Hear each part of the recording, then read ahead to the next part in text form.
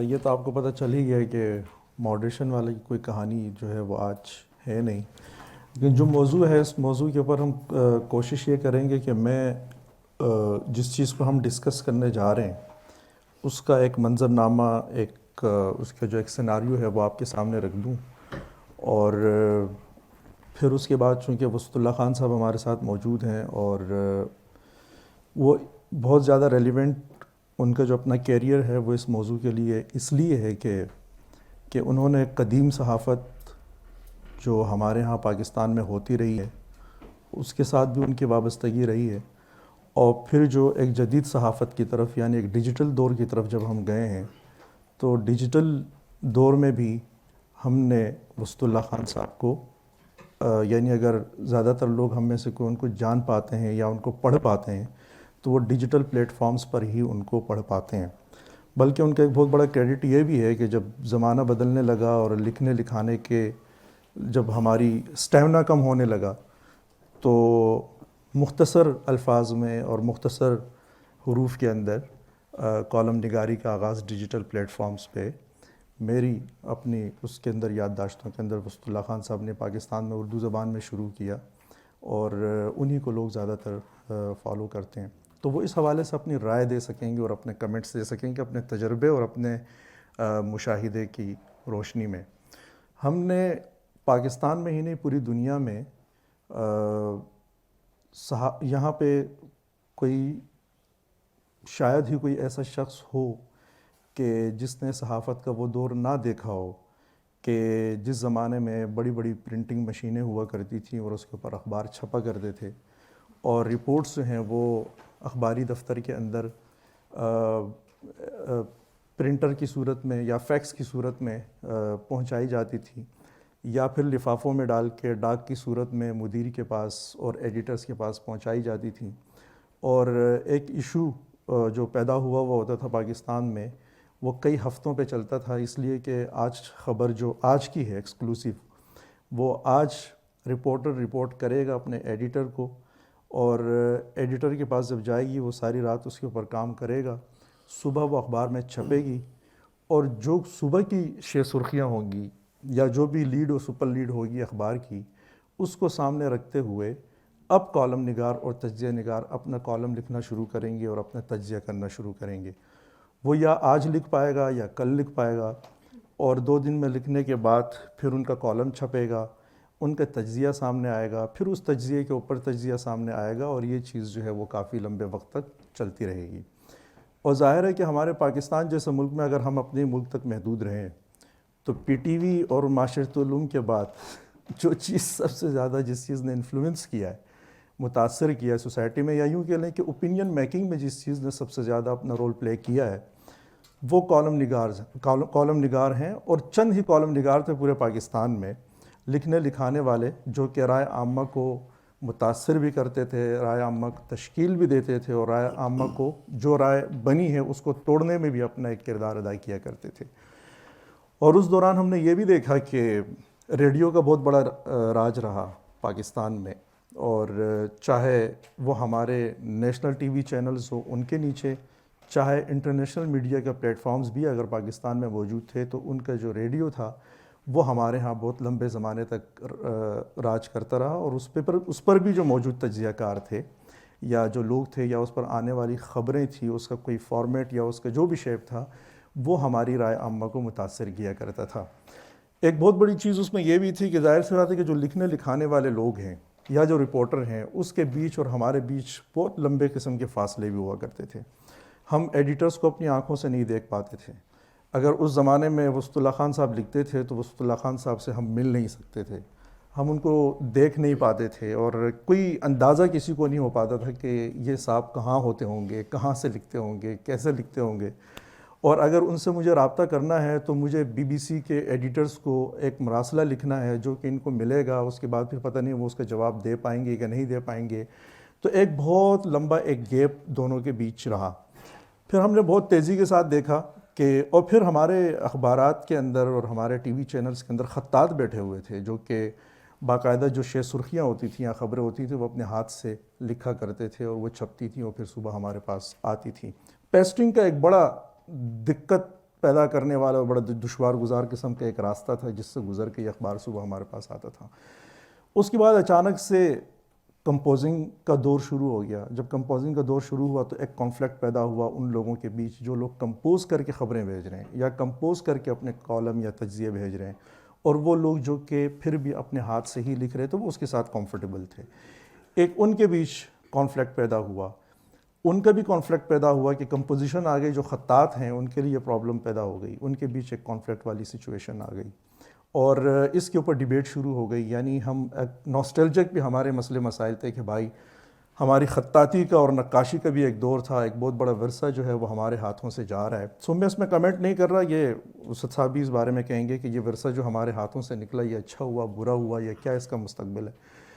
اور اسی طریقے سے جب کمپوزنگ کا معاملہ آیا تو دو لوگ ایک ہی وقت میں لکھ رہے ہیں، ایک کمپوز کر کے بھیج رہا ہے جس کے نتیجے میں ایڈیٹر کے بہت سارے مسائل حل ہو رہے ہیں، دوسرا یہ ہے کہ وہ ہاتھ سے لکھ کے بھیج رہے ہیں جس کے نتیجے میں اگر میں ایڈیٹر ہوں میرے پاس ایک چیز آئے گی، وہ میں کمپوزر کے حوالے کروں گا، وہ کمپوز ہوگا، پھر آئے گا، پھر ایڈٹ ہوگا، پھر آگے لگے گا۔ یہ بھی ایک کانفلکٹ جو ہے وہ رہا۔ پھر چیزیں جو ہیں وہ فیکس کے تھرو آنے کے بجائے وہ ای میلز کے تھرو آنا شروع ہو گئی۔ یہ ایک بڑا انقلاب تھا صحافت کے اندر بھی۔ اگلے زمانے میں ہم نے جو پچھلے 10 سالوں میں یا 15 سالوں میں دیکھا کہ سوشل میڈیا یا ڈیجیٹل پلیٹ فارمز بنے کہ جہاں پہ بر وقت لکھنے لکھانے والے لوگوں نے یا اپنی ایک اثر اندازی یا اثر انگیزی رکھنے والے لوگ جو ہیں وہ بر وقت انہوں نے اپنے مورچے اٹھائے اور آ کے ڈیجیٹل پلیٹ فارمز کے اوپر وہ بیٹھ گئے۔ اس میں جہاں بہت ساری چیزیں ہوئی اس کے اندر یہ چیز بھی ہوئی جو شروع میں جس کی طرف میں نے اشارہ کیا کہ مثال کے طور پہ ایک شخص جس کا یہ خواب ہے کہ میں کوئی چیز رپورٹ کروں یا میں کوئی چیز لکھوں اور لوگ اس کو پڑھیں، ان کے خوابوں کو تعبیر ملنا شروع ہو گئے، بڑی آسانی کے ساتھ لکھنے لگے۔ 10 سال پہلے تک تو مجھے یاد ہے کہ فیس بک جیسا پلیٹ فارم جو ہے وہ تو اردو کو ریکگنائز بھی نہیں کرتا تھا، کوئی بھی پلیٹ فارم نہیں کرتا تھا۔ اور پھر بعد میں یہ صورتحال آئی کہ نہ صرف یہ کہ ڈیجیٹل میڈیا پلیٹ فارمز نے، لیپ ٹاپز نے، بلکہ ہماری اینڈرائڈز نے بھی اردو کو ریکگنائز کیا اور لوگوں نے اردو زبان میں، اردو اسکرپٹ میں چیزیں لکھنا خود سے شروع کی۔ اگر صرف 10 سال پیچھے بھی آپ چلے جائیں تو آپ کو منظرنامہ یاد آئے گا کہ جب لوگ رومن میں لوگوں نے لکھنا شروع کیا تھا، کمنٹس بھی رومن میں آیا کرتے تھے، پھر اس کے بعد گریجولی چیزیں آہستہ آہستہ اردو زبان کی طرف نکلنا شروع ہوئی۔ اور صرف اردو زبان کی طرف بھی ہی نہیں گئیں بلکہ جو مقامی اور علاقائی زبانیں ہیں وہاں کے لوگ بھی اپنی اپنی زبانوں میں بات کرنے لگے اور اپنی زبانوں میں لکھنے لگے، ان کے بھی اسکرپٹ کا مسئلہ بڑے پیمانے پہ حل ہونا شروع ہوا۔ ایک بہت بڑا مسئلہ جو میں کہنا چاہ رہا تھا کہ وہ حل ہوا، وہ یہ بھی ہوا کہ اوپینین میکنگ کی رفتار جو ہے وہ بڑی تیز ہو گئی اور ایشوز جو ہیں بہت تیزی کے ساتھ پرانا ہونا شروع ہوئے اور نئے نئے واقعات کی طرف ہم تیزی کے ساتھ بڑھے، اس لیے کہ انفارمیشن فلو بھی بڑھا، اور دوسرا یہ کہ جو لکھنے والے لوگ ہیں ان کے ساتھ ہمارے بیچ جتنے بھی پردے تھے، چاہے وہ 7 ہوں یا 17 ہوں یا 18 ہوں، وہ سارے کے سارے آہستہ آہستہ گرنا شروع ہو گئے۔ ایک شخص ہے وہ کالم لکھتا ہے، کچھ بھی کرتا ہے، وہ ڈیجیٹل پلیٹ فارم کے اوپر آتا ہے اور جیسے ہی وہ لگتا ہے صرف 1 منٹ کے اندر لوگ اس کے اوپر اپنی رائے دینا نیچے شروع کر دیتے ہیں۔ اور بلکہ اب تو صورتحال یہ ہو گئی ہے کہ سم ٹائمز جو لکھنے والے لوگ ہیں وہ رائے عامہ کو اتنا نہیں متاثر کر رہے ہوتے جتنا اس کے نیچے کمنٹس کرنے والے متاثر کر رہے ہوتے ہیں۔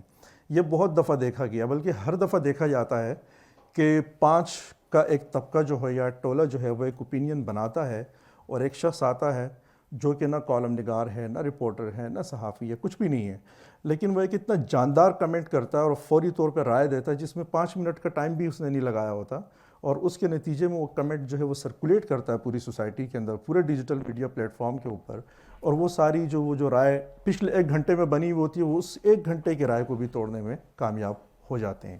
اس طریقے سے ہم نے ہوتی ہوئی چیزوں کو دیکھا ہے۔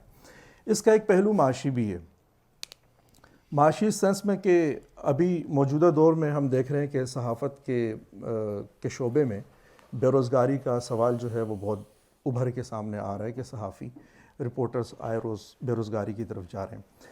اس میں جو مالکان کا اور رپورٹرز کا اور جرنلسٹ کا جو آپس میں ایک کانفلکٹ ہے، اس سے ہٹ کے اگر ہم صرف ڈیجیٹل والی سائٹ تک رہیں تو اس سے بھی ایسا لگتا ہے کہ اس کی بنیادی وجوہات میں ایک وجہ یہ بھی ہے کہ مثال کے طور پہ جیسے میں نے شروع میں کہا کہ جس شخص نے خود سے کمپوز کر کے رپورٹ لکھنا شروع کی یا خود سے کمپوز کر کے اس نے آرٹیکل لکھنا شروع کیا، اس نے نہ صرف یہ کہ خود کے لیے بھی سہولت پیدا کی، اس نے آگے جو ایڈیٹر بیٹھا ہوا ہے ڈیسک کے اوپر، اس کے لیے بھی بڑی سہولت پیدا کی، جو ایڈیٹوریل پیج کا انچارج ہے یا کوئی بھی ہے اس کے لیے بھی سہولت پیدا کی. اس نے صرف دیکھا، اس کو ایڈٹ کیا اور اس نے اس کو آگے بھیج دیا.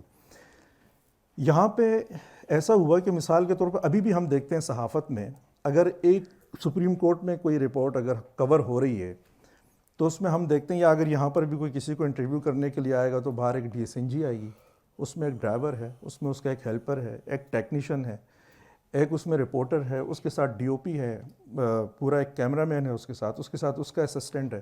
یہ رپورٹر رپورٹ بنائے گا اور اس کے ساتھ پوری 7-8 افراد کی ٹیم گھوم رہی ہے. یہ یہاں سے واپس آفس جائے گا، یہ اپنی رپورٹ سبمٹ کرے گا، اس کے بعد ایڈیٹر اس کے اوپر کام کرے گا، اس کی ایڈیٹنگ ہوگی اور ایک بندہ پکڑ کے لایا جائے گا، اس کو کہا جائے گا کہ آپ اس کے اوپر وائس اوور دیں، وہ وائس اوور دے گا اور سارے اس پورے کہانی سے گزرنے کے بعد وہ رپورٹ جو ہے تھوڑی دیر میں رات تک یا صبح تک کسی بھی وقت لگ جائے گی. لیکن جس ڈیجیٹل ایرا میں ہم رہ رہے ہیں اس میں اگر میں مثال کے طور پہ میرے پاس فون اچھا ہے اور میرے اس میں کیمرہ اچھا ہے اور اس میں انٹرنیٹ موجود ہے، اس میں وائی فائی کام کر رہا ہے، پہلی صفوں میں ہو یا آخری صفوں میں ہو، اور اس میں اگر میرے پاس موبائل میں ایک اچھے ایڈیٹنگ سافٹ ویئرز اگر میرے پاس موجود ہیں اور میرا جو ریسرچ سکلز ہیں وہ بھی اگر میری ٹھیک ہے، میں گوگل پہ چیزوں کو ٹھیک سے، مجھے پتہ ہے کہ فیکٹ چیکس پہ جا کے چیزوں کو کس طریقے سے دیکھا جا سکتا ہے کہ یہ فیکٹ ہیں، ٹھیک ہے، نہیں ہے، چاہے وہ ہسٹوریکل ہو، چاہے وہ فیکٹس اینڈ فیگرز کے اوپر بیس کرتی ہوئی چیزیں ہوں، اور ساتھ ہی ساتھ اگر میری آواز بھی ٹھیک ہے اور مجھے یہ پتہ ہے کہ میں اپنے موبائل پہ ایک چیز ریکارڈ کیسے کر سکتا ہوں، تو مجھے نہ ڈی ایس این جی کی ضرورت ہے، نہ مجھے ٹیکنیشین کی ضرورت ہے، نہ مجھے کیمرہ مین کی ضرورت ہے، اور نہ مجھے کسی ہیلپر کی ضرورت ہے، نہ ڈی او پی کی ضرورت ہے. یعنی میں اکیلا جاؤں کسی بھی اس ایونٹ کو ابھی میں ایک فون کے اوپر کور کر سکتا ہوں، مکمل اس کی کوریج کر سکتا ہوں، خود ہی میں اسی ہال کے اندر بیٹھ کے اس کے اوپر وائس اوور بھی دے سکتا ہوں. اور اگر میرے پاس لیپ ٹاپ ہو تو آسانی ہو جائے گی، نہ بھی ہو تو موبائل اگر میرا تگڑا ہے تو اس کے اوپر میں آسانی کے ساتھ چیزوں کو ایڈٹ کر کے منٹ 1.5 منٹ کا 2 منٹ کا ایک پیکج بنا کے میں آگے بھیج سکتا ہوں. تو اس کے نتیجے میں جو مالکان کو لاکھوں روپے کا خرچہ پڑتا ہے وہ سارا کا سارا سمٹ کے ایک شخص، یعنی کہاں اس نے 9 لوگ ہائر کرنے اور کہاں وہ سارا کام اس کو ایک بندہ کر کے دے رہا ہے. یہ منظر آپ دیکھیں گے مثال کے طور پہ، آپ صبح اگر خاص طور سے ہائی کورٹس کی یا نیب کی یا ان کی جب کوریجز آپ دیکھتے ہیں، صبح جب آپ اٹھیں گے دیکھیں گے کہ ایک شخص اگر کورٹ میں پیشی کے لیے جا رہا ہے تو آپ اس میں دیکھیں گے کہ اس میں پرانے بڑے کیمرے کتنے اور موبائل فون کتنے. اس میں مشکل سے ہی آپ کو کوئی کیمرہ نظر آئے گا، اور وہ بھی آپ کو تب نظر آئے گا کہ جب سپریم کورٹ میں پیشی کے بعد کوئی شخص باہر آتا ہے اور وہ میڈیا سے بات کرتا ہے تو اس وقت کیمرے وہاں پہ آلریڈی فکسڈ ہوتے ہیں، تو اس نے ایک ماحول کریٹ کیا ہوا ہوتا ہے، ایک انوائرمنٹ ہوتا ہے، ظاہر ہے کہ اس کیمرے مین نے اپنا کام تو کرنا ہی ہے، تو پھر آ کے وہاں پہ اس شخص کا انٹریکشن ہوتا ہے. لیکن اس انٹریکشن کے دوران بھی کیمرے سے بھی جو آگے فرنٹ پہ جو آپ کو لوگ نظر آئیں گے وہ سارے کے سارے آپ کو موبائل فونز پہ نظر آئیں گے. دوسرا اگر آپ دیکھیں اس میں ایک یہ والا کلیش ہے. دوسرا یہ کہ اگر مثال کے طور پہ میری کچھ چیزیں ہیں وہ نہیں پبلش ہو پا رہی ہیں، اور جس طریقے سے میرا اپنا ایک چیز ہے اس کو میں آگے کمیونیکیٹ کرنا چاہتا ہوں، یا میری چیزیں جو ہے مینیپولیٹ ہو رہی ہیں، میں ان چیزوں سے بچنا چاہتا ہوں، تو میں بڑی آسانی کے ساتھ یوٹیوب کے اوپر چینل کھولتا ہوں اور یوٹیوب میرے ساتھ بزنس کرتا ہے باقاعدہ، گوگل میرے ساتھ بزنس کرتا ہے، اب تو فیس بک نے بھی بزنس کرنے کی تیاری کر لی ہے اپنے صارفین کے ساتھ. تو قصہ یہ ہے مختصر کہ میں اپنی ذات کے اندر بھی ایک میڈیا بن سکتا ہوں، اور اگر میں کسی میڈیا ہاؤس سے وابستہ ہوں تو میڈیا ہاؤس کے اندر ہوتے ہوئے میں کئی ملازمین کا جو خرچہ اس کمپنی کے اوپر ہے اس کو میں کم بھی کر سکتا ہوں، جس کے نتیجے میں جو ایک کنونشنل جرنلزم جو پاکستان میں یا کہیں بھی چل رہی ہے اس میں وہ لوگ متاثر ہو رہے ہیں کہ جو یعنی صحافت کو تو بہت اچھی طریقے سے جانتے اور سمجھتے ہیں لیکن سکلز ان کی نہیں ہیں، تو وہ اس میں نظر انداز ہوتے ہیں. جب نظر انداز ہوتے ہیں تو ظاہر سی بات ہے کہ دو طبقے کا ایک آپس میں ایک کانفلکٹ آ جاتا ہے.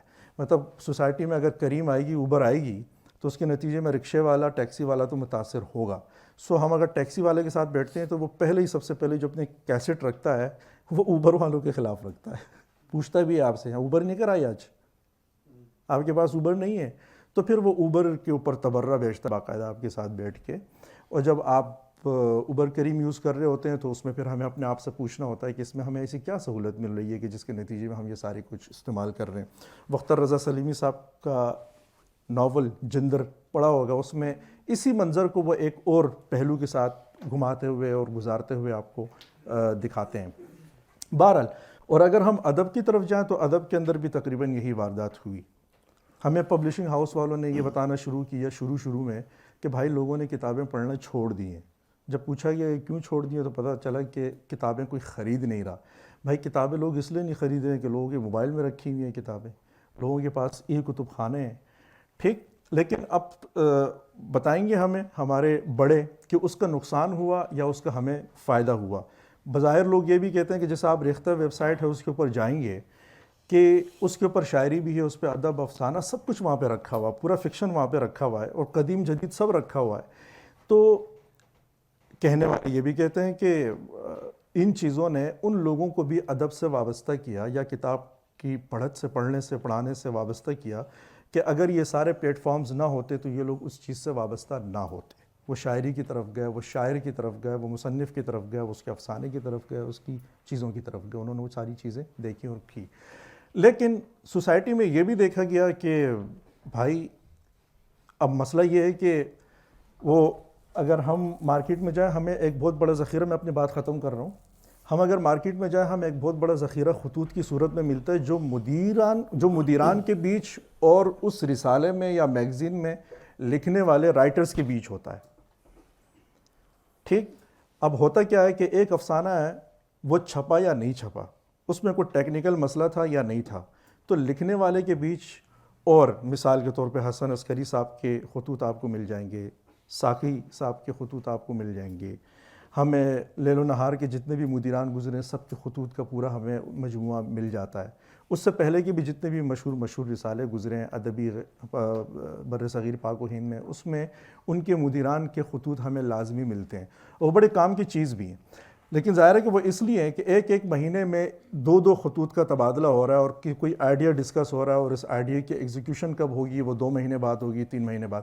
لیکن یہاں تو یہ ہو رہا ہے کہ ابھی مثال کے طور پہ ہندوستان میں ایک مدیر بیٹھا ہے تو وہ پاکستان میں کسی بھی لکھنے والے سے واٹس ایپ پہ رابطہ کرتا ہے اور اس رابطے میں اس کو 2 سے 5 منٹ لگتے ہیں اور وہ اس کے سامنے آئیڈیا رکھتا ہے تو اس میں بھی زیادہ سے زیادہ گھنٹہ لگ جائے گا، 2 گھنٹے لگ جائیں گے اور 4-5 گھنٹے کے بعد شام تک، رات تک، صبح تک جو آئیڈیا انہوں نے آپس میں ڈسکس کیا اس کے اوپر اس کی امپلیمنٹیشن شروع ہو جاتی ہے اور اس کے اوپر معاملات. ابھی بڑی حیران کن سی بات ہے، آپ دیکھ رہے ہوں گے کہ ہمارے ابھی تازہ میں اس کا ذکر ضرور کرنا چاہوں گا، ہمارے مبشر زیدی صاحب نے جو کتب خانہ اپنا شروع کیا ہے فیس بک کے اوپر مبشر زیدی کا کتب خانہ کے نام سے، مجھے تو ذاتی طور پر بڑی حیرت ہوتی ہے جتنا مٹیریل انہوں نے اپنا لا کے وہاں پہ PDF میں جمع کر کے رکھا ہے وہاں پہ اوپنلی پبلک کے لیے.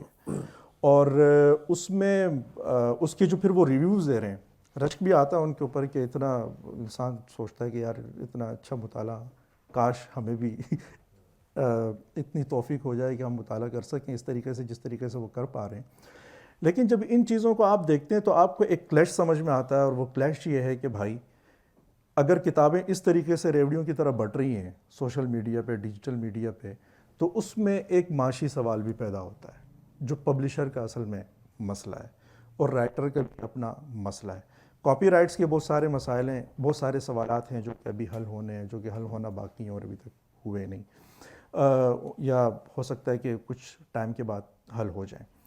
اور اب یہ ایک ہے، یعنی ایک طرف یہ اچھائی ہے کہ ہمیں کتاب تک رسائی بڑی آسانی سے ہو رہی ہے، لیکن دوسری طرف یہ ہے کہ کتاب کی یہی چیز بذات خود ایک مسئلہ بھی ہے کہ کتاب بہت آسانی سے مل رہی ہے. ٹھیک. اور یہی معاشی سوال جو ہے دوسری طرف جو ہے وہ جرنلزم ڈپارٹمنٹ کے اندر بھی کھڑا ہوا ہے اور وہ 2 جنریشن کے بیچ ایک طرح کا ڈیبیٹ اور ایک طرح کا مسئلہ پیدا کر رہا ہے. پھر کتاب کے معاملے میں ایک ڈیبیٹ جو بڑی مختصر سی ہے وہ یہ ہے کہ جن لوگوں کو کتاب کھول کے اس کو ہاتھ لگا کے اس کو چھو کے پڑھنے کی عادت ہے وہ یہ سمجھتے ہیں کہ بھائی یہ ہماری اسٹیٹکس کے خلاف ہے کہ ہم ای بک اور ای لرننگ کریں. اب وہ سمجھ میں نہیں آتا کہ اس کے پیچھے نفسیاتی مسئلے کیا ہیں، یا اس کے پیچھے طبیعت کے کیا مسئلے مسائل ہیں، یا یہ جنریشن گیپ ہے، یا یہ ہماری عادتوں کا مسئلہ ہے کہ ایک پیڑھی یہ کہتی ہے کہ بھائی کتاب تو وہی ہے، مطالعہ تو وہی ہے کہ کتاب آپ کے ہاتھ میں اور آپ اس کا مطالعہ کریں. ان کے لمس کے بھی بڑے، اصل میں جو کتاب کا مطالعہ کرتے ہیں ان کے لمس کے بھی تو بڑے مسئلے مسائل ہوتے ہیں یہ بھی تو بڑے ایشوز ہیں. تو وہ جب تک چھوئیں گے نہیں اور جب تک وہ کتاب کا ورق سونگیں گے نہیں، ان کا وہ کا جو ناسٹیلجیا ہے وہ شاید وہ تسکین نہیں پاتا، یا ان کی جو نفسیات ہے اس میں کوئی خلا رہ جاتا ہے. اور جو لوگ ای لرننگ کر رہے ہیں ان کی اپنی ایک بحث ہے ریسرچ کے حوالے سے کہ جتنی آرگنائزڈ فارم کے اندر ریسرچ اس میں ہو سکتی ہے وہ اس میں نہیں ہو سکتی ہے. آپ کا ٹائم بچتا ہے، اس میں ٹائم نہیں بچتا، اور یہ سارے مسئلے مسائل ہیں. یہ ایک منظرنامہ ہے ادب کے حوالے سے بھی، جس میں ایک معاشی سوال بھی ہے، جس کے اندر ایک نوسٹلجیا کا سوال بھی ہے، جس میں ایک نفسیات کا سوال بھی ہے، اور جس میں ٹیکنیکس کا سوال بھی ہے، اور اس میں ہماری بہت ساری توانائیوں کے مسئلے مسائل بھی ہیں. اس بات کو میں بغیر کوئی وقت ضائع کیے بغیر میں وسط اللہ خان صاحب کی طرف لے کے جاتا ہوں، لیکن کچھ سوالات بن رہے ہیں وہ میں رکھ دیتا ہوں کہ مثال کے طور پہ کہ یہ جو ہر شخص صحافی ہو چکا ہوا ہے اور ہر شخص جرنلزم کر رہا ہے اور آزاد اس کے اوپر ایڈیٹر نہیں ہے. ابھی نہ رکھیں سوال. ٹھیک ہے، تھینک یو. مجھے لگتا ہے کہ ہمیشہ سے جو ساری گیم ہے وہ انسان کی اس خواہش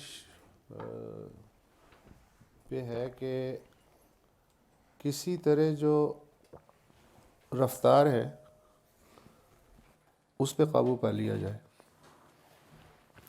جب وہ شکار کرتا تھا جانوروں کا اس دور سے لے کے پتھر کے رگڑنے تک، اور پھر اس کے بعد جو ڈیولپمنٹ ہوئی، آگ دریافت ہوئی، اور پھر سیٹلمنٹ کا دور، اور پھر چھاپا خانہ، اور پھر پرنٹنگ، پھر کلر پرنٹنگ، اور پھر ڈیجیٹل پرنٹنگ، یہ ساری کی ساری جو تلاش ہے وہ یہ ہے کہ جو سپیڈ ہے وہ بڑھائی جائے، تاکہ ایک وقت میں جو ایک کام میں ٹائم ضائع ہوتا ہے اسی وقت میں ملٹی ٹاسکنگ ہو سکے. یہ کوئی 7-8 ہزار سال کی اسٹرگل کا یہ ہے کہ سپیڈ کے پیچھے انسان لگا ہوا ہے، اور کسی حد تک اس نے جتنا وہ کانکر کر سکتا ہے اسے کر بھی لیا ہے. اور اسی کی بنیاد پہ اس کو یہاں اطمینان نہیں ہوا، اب وہ اس کو مزید تیز رفتاری میں تبدیل کرنا چاہتا ہے. تو اسی کا جو ذیلی چیزیں پیدا ہوتی ہیں، میرے خیال میں یہ ڈیجیٹل میڈیا تک کا سفر بھی آ جاتا ہے. اچھا، اس میں بہت ہی انٹرسٹنگ کچھ چیزیں ہوئی ہیں جو کہ سپیڈ کی وجہ سے ہوئی ہیں. مثلاً اگر آپ اپنے ہی ملک کو دیکھ لیں تو ڈیجیٹل ڈینسٹی کے اعتبار سے یہ دنیا کے 5 جو چوٹی کے ممالک ہیں ان میں شمار ہوتا ہے. آبادی کے اوپر اگر اسے تقسیم کریں ڈینسٹی کو. لیکن ساتھ ہی ساتھ جو خواندگی ہے اس کے اعتبار سے دیکھیں تو جو 100 ممالک ہیں ان کی فہرست سے بھی باہر رہی ہے خواندگی کا جو ریشو ہے. تو یہ بڑا ایک انٹرسٹنگ سینیریو بنتا ہے.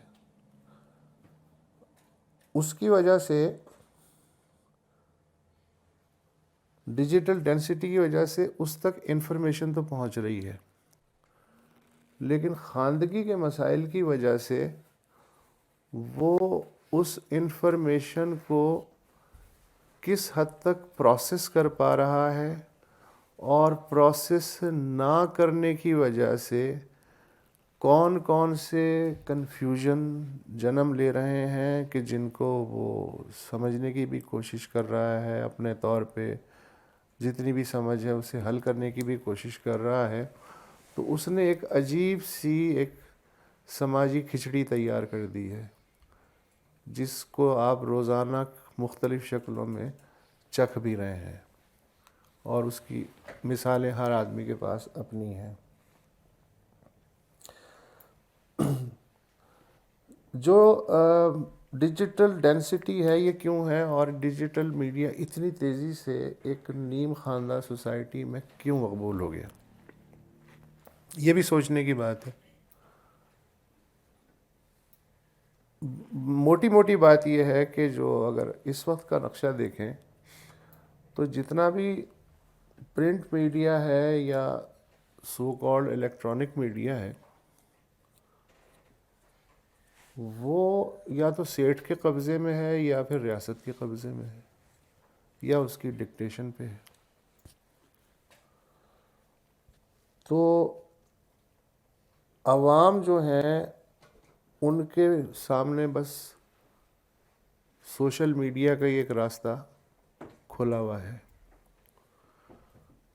کہ اس پہ جو کچھ وہ اپنی فرسٹریشن، اپنی کریشن، اپنی خوشی، اپنا دکھ جس شکل میں بھی ظاہر کر سکتے ہیں وہ سوشل میڈیا کے پلیٹ فارم کے ذریعے کرتے ہیں. اب اس کی کوالٹی کیا ہے کیا نہیں ہے وہ ایک الگ موضوع ہے. اور چونکہ کوئی لگے بندے رولز نہیں ہیں جس طرح کے ایک رسمی میڈیا کے پاس ہیں پچھلے 100-150 سال میں جو ڈیولپ ہوئے ہیں، تو اس کی وجہ سے سوشل میڈیا پہ انفارمیشن بھی ملتی ہے، نیوز بھی آتی ہے، نیوز بریک بھی ہوتی ہے، لیکن اس میں میری اپنی خواہش کہاں شامل ہوتی ہے یہ آپ کو نہیں پتہ چلتا، اور میں کون سی بات دکھا کے کون سی اسکپ کر گیا ہوں یہ بھی آپ کو اگر دھیان دیں تو پتہ چلتا ہے، ورنہ بادی و نظر میں اس کا بھی پتہ نہیں چلتا ہے. تو گویا جو رسمی میڈیا تھا اس سے ایک خاص امید یہ بندھی ہوئی تھی کہ جو اس کا ایڈیٹوریل سٹرکچر ہے وہ ایک اطلاع جو کہ ایک بالکل ابتدائی شکل میں ایک را پروڈکٹ ہوتی ہے. یعنی اگر آپ کوئی سبزی لیں، فرض کریں کدو لے لیں، تو کدو تو کھایا جاتا ہے نا، لیکن کدو آپ کچا تو نہیں کھاتے، اس کو آپ پکاتے ہیں تاکہ وہ کھانے کے قابل ہو جائے، پھر آپ اسے کھا لیتے ہیں. تو انفارمیشن کا بھی یہی ہوتا ہے کہ جو ہمارے پاس انفارمیشن آ رہی ہے وہ خام شکل میں آ رہی ہے، اور جس طرح ریت میں سے دھات کو الگ کیا جاتا ہے، پروفیشنلز کا کام یہ ہے کہ وہی کام وہ خبر کے ساتھ کرے. یہاں اس سے یہ مت سمجھیے گا کہ میں یہ کہہ رہا ہوں کہ کوئی ایسی چیز آ جاتی ہے جسے وہ سینسر کر دیتے ہیں یا غائب کر دیتے ہیں، وہ ایک الگ بات ہے. جو ایز اٹ از بھی انفارمیشن آ رہی ہے، جو 100% حقائق پہ مبنی ہے، اس کو بھی پیش کرنے کا جو طریقہ ہے وہ ایڈیٹوریل ڈیسک پہ پہلے ہوتا ہے، اور اس کے بعد اسے خبر کی شکل دی جاتی ہے، اور وہ چھپنے کی صورت میں یا نشر ہونے کی صورت میں آپ کو پیش کر دی جاتی ہے، جیسے کہ کدو کی سبزی کچی کے بجائے پکی کر کے آپ کو پیش کر دی جاتی ہے. تو اسی اصول پہ خبر کا بھی سلسلہ چلتا ہے. مگر یہ جو سوشل میڈیا ہے اس پہ چونکہ بہت سارے باورچی ہیں، کچھ نے خود سیکھ لیا کھانا پکانا، کچھ نے کسی کو دیکھ لیا، ٹرائی کر لی، کچھ نے اپنے اندازے سے شروع کر دیا. تو یہاں جو اطلاعاتی نظام بنا ہے وہ کچا، پکا، پھیکا، تیز، تیکھا، وہ کچھ اس طرح کا ایک سلسلہ بنا ہے، اور جس میں جو ٹھوس حقائق ہیں وہ ڈیفینیٹلی ہیں، لیکن ان پہ ایک عجیب و غریب لیئرز جو ہیں وہ چڑھی ہوئی ہیں، اور ہر آدمی کے پاس نہ اتنی ایکسپرٹیز ہوتی ہیں نہ اتنا وقت ہوتا ہے کہ وہ ایک مہمے میں سے جو اصل جوہر ہے وہ نکال کے کہے کہ جی یہ اصل میں یہ بات ہے.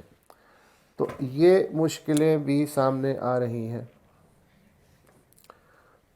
اچھا، یہ جو را مٹیریل آ رہا ہے یہ اگر کم مقدار میں آئے تو اس سے نمٹا بھی جا سکتا ہے، مگر یہ روزانہ اگر اس کو ہم ٹنوں کے کوانٹم میں فرض کر لیں تو روزانہ کئی lakh ton information social media سے گزر رہی ہے۔ اب اس میں یہ تقریباً ناممکن ہوتا جا رہا ہے کہ اس کی سفٹنگ کر لی جائے، اور اگر سفٹنگ کرنے میں کامیابی ہو جائے تو اس کا انالیسس کیا جا سکے۔ تو اس کے نتیجے میں ہو یہ رہا ہے کہ ہمارا جو سپین آف اٹینشن ہے وہ کم سے کم ہوتا جا رہا ہے۔ مثلا جب ڈیجیٹل میڈیا نہیں تھا، جیسا کہ فرنود نے بتایا کہ آج کی جو خبر ہے وہ کل تک پہنچتی تھی آپ تک، تو اس سے پہلے جو ایڈیٹر ہے یا سب ایڈیٹر ہے یا باقی جو لوگ ہیں ان کو وقت مل جاتا تھا کہ اس کو دیکھ سکیں، ڈبل چیک کر سکیں، اس کا اگر کسی کو انالیسس کرنا ہے تو اسے کہہ دیں بھائی اس پہ کوئی مضمون لکھ دے یا کالم لکھ دے یا اداریہ لکھ دے، وہ ٹائم مل جاتا تھا۔ لیکن اب چونکہ ایک سیلاب مسلسل ہے اور وہ بھی سوشل میڈیا کے پلیٹ فارم سے آ رہا ہے اور ہر طرف سے آ رہا ہے، لہٰذا مہلت ہی نہیں ہے کہ یہ بتایا جا سکے یا یہ محسوس کیا جا سکے کہ اس میں سچ کیا ہے، جھوٹ کیا ہے، حقیقت کیا ہے، فسانہ کیا ہے۔ تو یہ ایک بہت بڑا چیلنج ہے جو ہم سب کو درپیش ہے، اور اس کی وجہ سے نیچرلی چونکہ ذہن ایگزاسٹ ہو جاتا ہے، لہٰذا سپین آف اٹینشن بھی کم ہوتا چلا جاتا ہے، تو اس کی وجہ سے سروائیو اس وقت وہی کر رہا ہے جو ساری کی ساری انفارمیشن 100 لفظوں کی کہانی میں دے رہا ہے، یا ون لائنر میں اگر دے دے تو کیا ہی کہنے۔ وہ جو ون لائنر ہے وہ پوری دنیا میں یوں وائرل ہوتا ہے کہ جس کا کوئی حساب نہیں ہے، لیکن اس ون لائنر کا بیک گراؤنڈ کیا ہے، اس کی روٹس کہاں ہیں، وہ آ کہاں سے رہا ہے، اس کا وقت نہیں ہے، اس لیے کہ اس وقت میں 1,00,000 ٹن اور انفارمیشن اسے رونتی ہوئی نکل گئی ہے، اور ایک دفعہ وہ ون لائنر آپ کی اسکرین سے مس ہو گیا تو آپ کے پاس اتنا وقت تھوڑی ہے کہ دوبارہ اسے تلاش کریں، اس کی جگہ اور دھڑا دھڑ اور نئی چیزیں آتی جا رہی ہیں۔ تو یہ جو ایک بھگدڑ مچی ہوئی ہے یہ مجھے پریشان کرتی ہے۔ اسی طرح آپ یہ دیکھیں کہ کہا یہ جاتا ہے کہ ایک تصویر 1000 لفظوں کے برابر ہوتی ہے۔ اب یہ جادو بھی نہیں چل پا رہا۔ مثلاً آئیڈیل فیچر فلم وہ ہے جو 60 سیکنڈ میں ختم ہو جائے۔ بات یہاں تک آ گئی ہے۔ میں نے 1-2 ایرانی فلمیں دیکھی ہیں ڈیجیٹل میڈیا پہ۔ اچھا یہ ایک بہت بڑا آرٹ بھی تو ہے، مطلب ایک ہو سکتا ہے یہ خامی ہو کہ یار مجھ جیسے آدمی کے لیے، پرانے آدمی کے لیے، کہ یہ کیا مطلب ہے 60 سیکنڈ میں کیسے فلم بن سکتی ہے، لیکن نہ صرف بن رہی ہے بلکہ کنوے بھی ہو رہی ہے۔ تو اس کا مطلب ہے کہ جو کریٹیوٹی کی فیکلٹی ہے اس نے بھی جبلی طور پہ خود کو سپیڈ اپ کر لیا ہے، شعوری یا لاشعوری طور پہ، تاکہ وہ نئے زمانے کے ساتھ جو ہے وہ چل پائے۔ تو دونوں چیزیں ساتھ ساتھ ہو رہی ہیں۔ تو ہو یہ رہا ہے کہ ہر شے فوری، مختصر اور ڈسپوزیبل، یہ ہے جو میں اگر اس کو بہت مختصر ترین اس میں فریم میں جڑنا چاہوں، یہ 3 چیزیں جو ہیں وہ ہمارے سامنے ہیں، اور اسی حساب سے چونکہ انسان جو ہے وہ اس میں ایک یہ فلیکسیبلٹی یا جبلی طور پہ یہ خوبی ہے کہ ہر سچویشن میں خود کو ایڈجسٹ کر لیتا ہے، لہٰذا میں نہیں تو یہ بھائی صاحب جو میرے سب سے چھوٹے صاحبزادے ہیں، ان کے لیے اگرچہ کہ میری یہ باتیں سمجھ میں نہیں آ رہی ہوں گی، لیکن ایگزیکٹلی یہ وہی کر رہے ہیں، اور اسی اعتبار سے خود کو ایڈجسٹ بھی کر لیا ہے 10 سال کی عمر میں۔ مطلب اگر کوئی مجھے چیز سمجھ میں نہیں آ رہی تو اس آدمی کو 1.5 منٹ میں سمجھ میں آ جاتی ہے اور مجھے بتا دیتا ہے کہ یہ اصل میں یوں ہے، اس کو ایشو نہیں ہے، اس لیے کہ یہ 21ویں صدی کا بچہ ہے، یہ 2013 میں پیدا ہوا ہے یا اس سے پہلے 2010 میں، تو یہ ان کا ایشو نہیں ہے. یہ ہم جیسے جو سلو لرنر پوری زندگی رہے ہیں، یہ ان کے ایشوز ہیں، اور ان کے ایشوز ہیں لیکن وہ ڈیفرنٹ ہیں. تو فائدہ یہ ہوا کہ پہلے اسٹیٹ یا جو اہل وسیلہ ہیں وہ جس بات پہ اتراتے تھے، جس طاقت پہ اتراتے تھے، وہ طاقت ان سے رفتہ رفتہ یا تو چھن گئی ہے یا ان کے ہاتھوں سے تیزی سے پھسل رہی ہے. گویا مونوپلی ختم ہو رہی ہے انفارمیشن پہ بھی اور اظہار پہ بھی. اور یہ بہت تکلیف دہ صورتحال ہے کسی بھی ریاست کے لیے اور کسی بھی مونوپلسٹ کے لیے. تو ظاہر ہے کہ اس کے توڑ تلاش ہونے میں بھی اتنی ہی سپیڈ اور اتنے وسائل جھونکے جا رہے ہیں. لیکن مشکل یہ پیش آ رہی ہے کہ یہ جو کچھ بھی اسکرین پہ ہو رہا ہے، یہ آزادی اظہار اسے کہنا چاہیے اس اسٹیج پہ، یا اظہار کی انارکی کہنا چاہیے، یہ بھی ہمیں طے کرنا پڑے گا، اور ہم ابھی نہیں طے کر پا رہے ہیں. سب سے جو بڑی بلیسنگ ہوئی ہے، اس کو جو بھی کہہ لیں، وہ ہوئی ہے میرے حساب سے دور دراز پسماندہ علاقوں کے لیے. آج بھی چینلز جو ہیں یا جو اخبار ہیں، ان کے لیے پاکستان جو عملی طور پہ ہے، ویسے کہنے کو تو تقریباً 3.5 لاکھ مربع میل ہے نا شاید رقبہ، لیکن ہمارے لیے، ہم جو سو کالڈ پروفیشنلز ہیں، ہمارے لیے پاکستان کا مطلب ہے 5 یا 6 شہر، یا ان کے ساتھ اگر کوئی مضافاتی علاقے جڑے ہوئے ہیں تو وہ گریٹر لاہور یا گریٹر کراچی کہہ لیں اسے، گریٹر پشاور، گریٹر فیصل آباد. بیونڈ دیٹ ہوگا پاکستان، لیکن وہ ہمارے مطلب کا نہیں ہے. آج بھی یہ رویہ ہے. تو اس کے ہوتے ہوئے یہ جو ڈیجیٹل میڈیا ہے، یہ دراصل دور دراز نگلیکٹڈ علاقوں کی عید ہے. کہ مثلاً اس نے اینڈرائڈ سے اپنا کوئی بھی ایشو ریکارڈ کیا اور کسی بھی پلیٹ فارم پہ ڈال دیا، اور مجھے کراچی میں بیٹھے ہوئے پتہ چل گیا، اچھا یار خاران میں جو 200 کلومیٹر اندر کا گاؤں ہے اس میں یہ ہو رہا ہے. اس سے ہم پریشان ہو نہ ہو، لیکن مونوپلس بہت پریشان ہے. اس لیے کہ جو چیزیں حقائق کے نام پہ ہمارے سامنے بڑی محنت سے رکھی گئی ہیں، ان کا پردہ چاک ہو رہا ہے، اور مجھے ان کی بے بسی دیکھ کے بڑا مزہ آتا ہے. وہ کچھ نہیں کر پا رہے.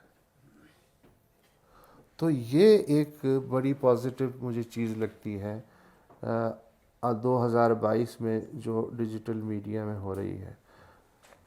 اور اب انہیں محتاجی نہیں ہے میرے چینل کی یا میرے اخبار کی، انہوں نے اپنی نمائندگی کا مسئلہ خود ہی حل کر لیا ہے. میرا نہیں خیال کہ انہیں ایون اب M P A M N A کی بھی محتاجی ہے. M P A M N A پہ جب پریشر پڑتا ہے تو وہ خود بخود ان کا نوٹس لیتا ہے، یار مجھے بتانا تھا نا کہ کیا تکلیف ہے، یہ تمہیں سوشل میڈیا پہ ڈالنے کی کیا ضرورت. تو یہ ایک طرح سے اس کو اپنی بے بسی اور بے چارگی کا اظہار بھی کر رہا ہے. کین یو امیجن کہ حسین خان والا فار ایگزامپل قصور کا جو اسکینڈل تھا، وہ ڈیجیٹل میڈیا نہ ہوتا تو سامنے آتا، یا میرا خیال ہے ریپ تو شاید اتنے ہی ہوتے ہوں گے آج سے 40 سال پہلے بھی، لیکن آج ہمیں کیوں لگ رہا ہے کہ یار روزانہ اتنے سارے ریپ ہو رہے ہیں، اتنے مجرم ہیں جو نہیں پکڑے جاتے، اتنے مقدمے ہیں جن کی فائلیں جو ہیں وہ دیمک کھا جاتی ہے. تو یہ کیا معجزہ ہے، کیا چمتکار ہے، کیوں ہو رہا ہے یہ سب؟ تو اس کا مطلب یہ ہوا کہ یہ ساری چیزیں پہلے بھی تھیں لیکن اب پتہ ہمیں چل رہی ہیں. امریکہ پہلے بھی تھا، کولمبس سے پہلے بھی تھا، لیکن دنیا کو 1400 کچھ میں پتہ چلا کہ اچھا امریکہ بھی ہے. تو ہمارے لیے یہ بہت ساری امریکہ روزانہ دریافت ہو رہے ہیں اور ہمیں پتہ چل رہا ہے کہ اچھا یہ بھی ہوتا ہے، یہ بھی ہوتا ہے، یہ بھی ہوتا ہے. اس سے جہاں ہماری پریشانی اور ذہنی خلفشار میں اضافہ ہو رہا ہے، وہاں ایک بلیسنگ یہ بھی ہو رہی ہے کہ پہلے کے مقابلے میں ہم چھوٹے یا بڑے ایشوز پہ پہلے سے بہتر اور انفارمڈ اوپینین بنانے کے بھی اہل ہو چکے ہیں. ہمیں پہلے اگر 2 پہلو نظر آتے تھے اس روایتی دنیا میں، تو اب ہمیں 6 پہلو نظر آ رہے ہیں. پریشانی تو ہے کہ یار 6 پہلو جو ہیں ان کو کیسے دیکھیں ایٹ اے ٹائم، لیکن ہم چونکہ رفتہ رفتہ یوز ٹو ہونے کے علاوہ تو کوئی راستہ ہے نہیں. یا وہی جو کہتے ہیں نا تپڑ ہے تو پاس کر ورنہ برداشت کر والا سچویشن ہے نا ہمارے لیے. تو جو یوز ٹو ہوتا جا رہا ہے اس کی اوپینین جو ہے وہ شاید زیادہ بہتر ہوتی جا رہی ہے. یہ مجھے ایک اس میں پازیٹیو چیز نظر آتی ہے، کیونکہ جو ہم چھپا رہے ہیں وہ کوئی نہ کوئی دکھا رہا ہے. یہ بہت بڑا مسئلہ ہے اور یہ بہت بڑی بلیسنگ بھی ہے. ڈپینڈ کرتا ہے آپ کو اس کو کس نقطہ نظر سے دیکھنے. اچھا اب بھی یہ ہے مسئلہ کہ وہ جیسے ہوا تھا نا کہ آج سے 100 سال پہلے جب لاؤڈ اسپیکر جی سامنے آیا تھا تو وہ شیطان کی آواز کا آلہ ہوتا تھا. تو آج بھی ہم لوگ، بہت سارے لوگ یہ کہتے ہیں یہ تو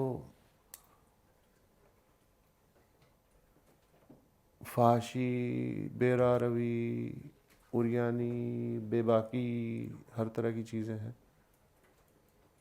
تو وہ جو ڈینگ زیاؤ بینگ کا ایک بڑا مشہور مقولہ ہے کہ جب روشن دان کھلتا ہے تو تازہ ہوا بھی آتی ہے اور ساتھ میں مکھیاں اور مچھر بھی آتے ہیں، لیکن پھر ان کے لیے مکھیاں مچھروں کا جو ہے وہ الگ سے علاج سوچنا پڑتا ہے. تو جس کو 70 سال پہلے دیوار پہ عریانی نظر آ رہی تھی، جس کو پی ٹی وی جب آیا پاکستان میں تو عریانی نظر آ رہی تھی، اس کو ڈیجیٹل میڈیا پہ نظر آنی چاہیے لاجیکلی، اور آ بھی رہی ہے.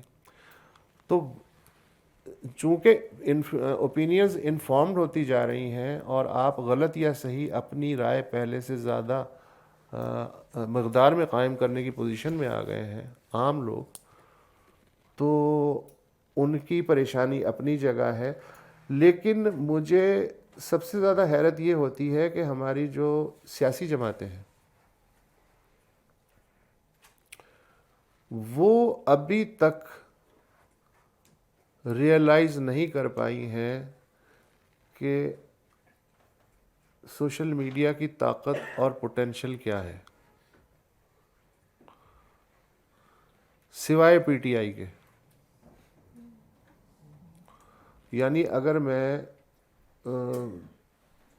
امیجن کروں تو پی ٹی آئی اور باقی جماعتوں کی جو ریئلائزیشن ہے سوشل میڈیا کے حوالے سے، اس میں اگر میں اسے کلومیٹر میں کنورٹ کروں تو کم از کم 100 کلومیٹر کا فرق ہے. اور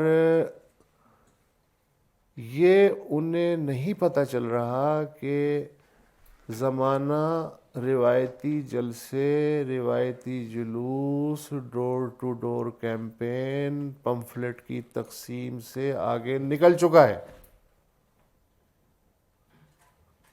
اب سارے کی ساری گیم یہ جو 1.5 انچ کی اسکرین ہے اس کے اوپر چل رہی ہے.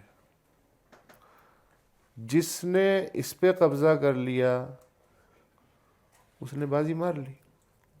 اب آپ چیختے رہے ہیں یہ بکواس کر رہا ہے, یہ جھوٹ بول رہا ہے, یہ فلانی چیز ہے, یہ چیختے رہے. اگر میں یہ بات مان بھی لوں کہ یہ سب جھوٹ ہے, یہ سب ایلیوژن پھیلایا جا رہا ہے, یہ سب انارکی کی باتیں ہیں, تو بھائی بات یہ ہے کہ ایک طرف اگر سچ رکھ دیا جائے اور دوسری طرف جھوٹ رکھ دیا جائے تو میں تو اسی طرف جاؤں گا جو زیادہ سمارٹ ہے. اور یہ تو ہم بچپن سے سن رہے ہیں کہ جس وقت سچ کپڑے پہن کے باہر نکلنے کی تیاری کر رہا ہوتا ہے, جھوٹ دنیا کے 3 چکر لگا چکا ہوتا ہے. تو ایسی ماحول میں یا تو آپ اس ہرن کی طرح سکتے میں ہیں کہ جس پہ صحرا میں جب اس کے وہ ہیڈ لائٹس دیکھتا ہے تو ساکت ہو جاتا ہے, آپ کو اسے سمجھ میں نہیں آتا کہ یار یہ کیا ہے, روشنی ہے کیا ہے, وہ بالکل ساکت ہو جاتا ہے. تو کبھی مجھے یہ لگتا ہے کہ اس ٹیکنالوجی کی جو ہیڈ لائٹس ہیں اس میں بیشتر جو لوگ ہیں, جو ہمارے رہنما ہیں یا اوپینین میکرز ہیں یا دانشور ہیں میری طرح کے, وہ سارے کے سارے اس ہرن میں تبدیل ہو چکے ہیں جن کی سمجھ میں نہیں آ رہا یہ ہوا کیا ہے. اچھا, اور جن کی سمجھ میں آ گیا ہے تو اس سے پہلے کہ حقیقت کا پتہ چلے وہ پورے ایریے پہ قبضہ کر چکے ہیں, فکری ایریے پہ, یا کم از کم عارضی طور پہ ایسا نظر آتا ہے کہ وہ کامیاب ہیں. تو یہ بہت ہی انٹرسٹنگ گیم ہے. مگر چونکہ اس وقت یہ ڈیجیٹل میڈیا ایک کھلا سمندر ہے جس میں شارک بھی تیر رہی ہے, جس میں ٹونا بھی تیر رہی ہے, جس میں ویل بھی گھوم رہی ہے, تو ایک دوسرے کا شکار بھی ہو رہا ہے. ڈاٹ ہے تو اینٹی ڈاٹ ہے اور اس کی ایک بڑی زبردست گیم چل رہی ہے. اسی چکر میں آرٹیفیشل انٹیلیجنس کے جو شعبے ہیں وہ انتہائی مطلب عقل کو دنگ کر دینے والی سطح پہ پہنچ گئے ہیں ہمارے دیکھتے ہی دیکھتے. اسی کے دیکھتے ہوئے پچھلے 10 سال میں میرا کوئی راز میرا راز ہی نہیں رہا, میرا بیڈ روم نہیں رہا, میرا ٹی وی میرا دشمن ہو گیا ہے, میرا موبائل میرا جاسوس ہو گیا ہے. تو ایک عجیب و غریب ٹرانزیشنل پیریڈ ہے جس سے ہم گزر رہے ہیں, اور ایسا ہو نہیں سکتا کہ میں اپنے کپڑوں پہ چھینٹے بھی نہ پڑیں اور اس میں سے صاف گزر جاؤں. تو اس کا مطلب یہ ہوا کہ پھر مجھے جب یہ پتہ چل ہی گیا ہے کہ اس کے بغیر چارہ نہیں ہے تو آستینیں چڑھا کے کود جانا چاہیے اور اس چیلنج کو ہیڈ آن فیس کرنا چاہیے. اور اسی طرح سماج بھی آگے بڑھتا ہے اور اسی کو شاید ترقی بھی کہتے ہیں. تو فی الحال تو میرے یہی ٹوٹے پھوٹے معروضات ہیں جو میں نے آبزرو کیا ہے.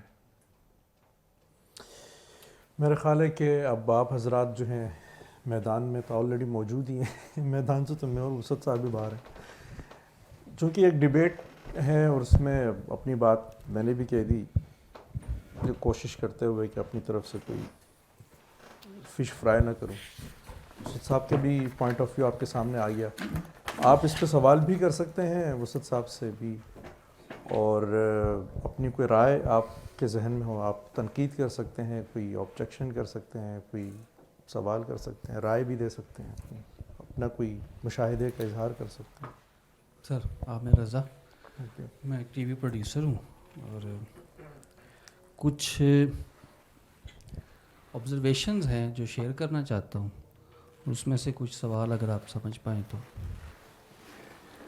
جب مارشل میکلوہن کی بک ہے گوٹنبرگ گلیکسی, جب پہلا پرنٹنگ پریس لگا تو وہ کہتا ہے کہ ایک بگ بینگ ہوا نالج کا جس نے دنیا کو ٹرانسفر کر دیا پکڑ کے.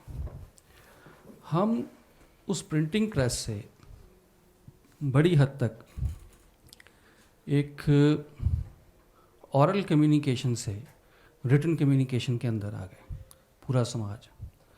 اور ریٹن کمیونیکیشن آپ بہتر جانتے ہیں کہ اسٹیپ وائز ریشنل کو ریزن کو بلڈ کرتا ہے, اور اورل کمیونیکیشن میں شاید ایسا نہیں ہے.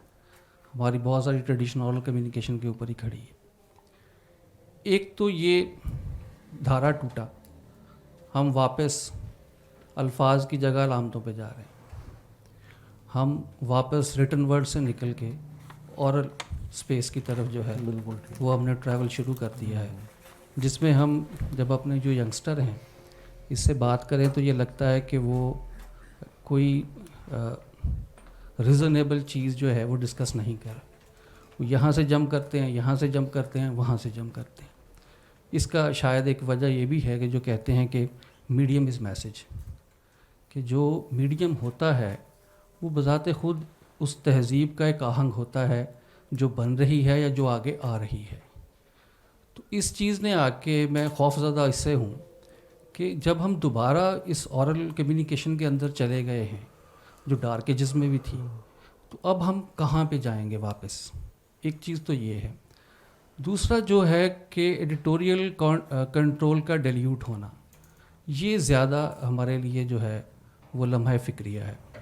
وہ ایڈیٹوریل کانٹینٹ کو فیس بک ٹویٹر بنانے کی کوشش کرتے ہیں, انہوں نے کانٹینٹ کلینر بھی رکھے ہوئے ہیں جو ڈیولپنگ کنٹریز کے اندر ہی ہیں, لیکن پرابلمس اس نے زیادہ بڑی کر دی ہے.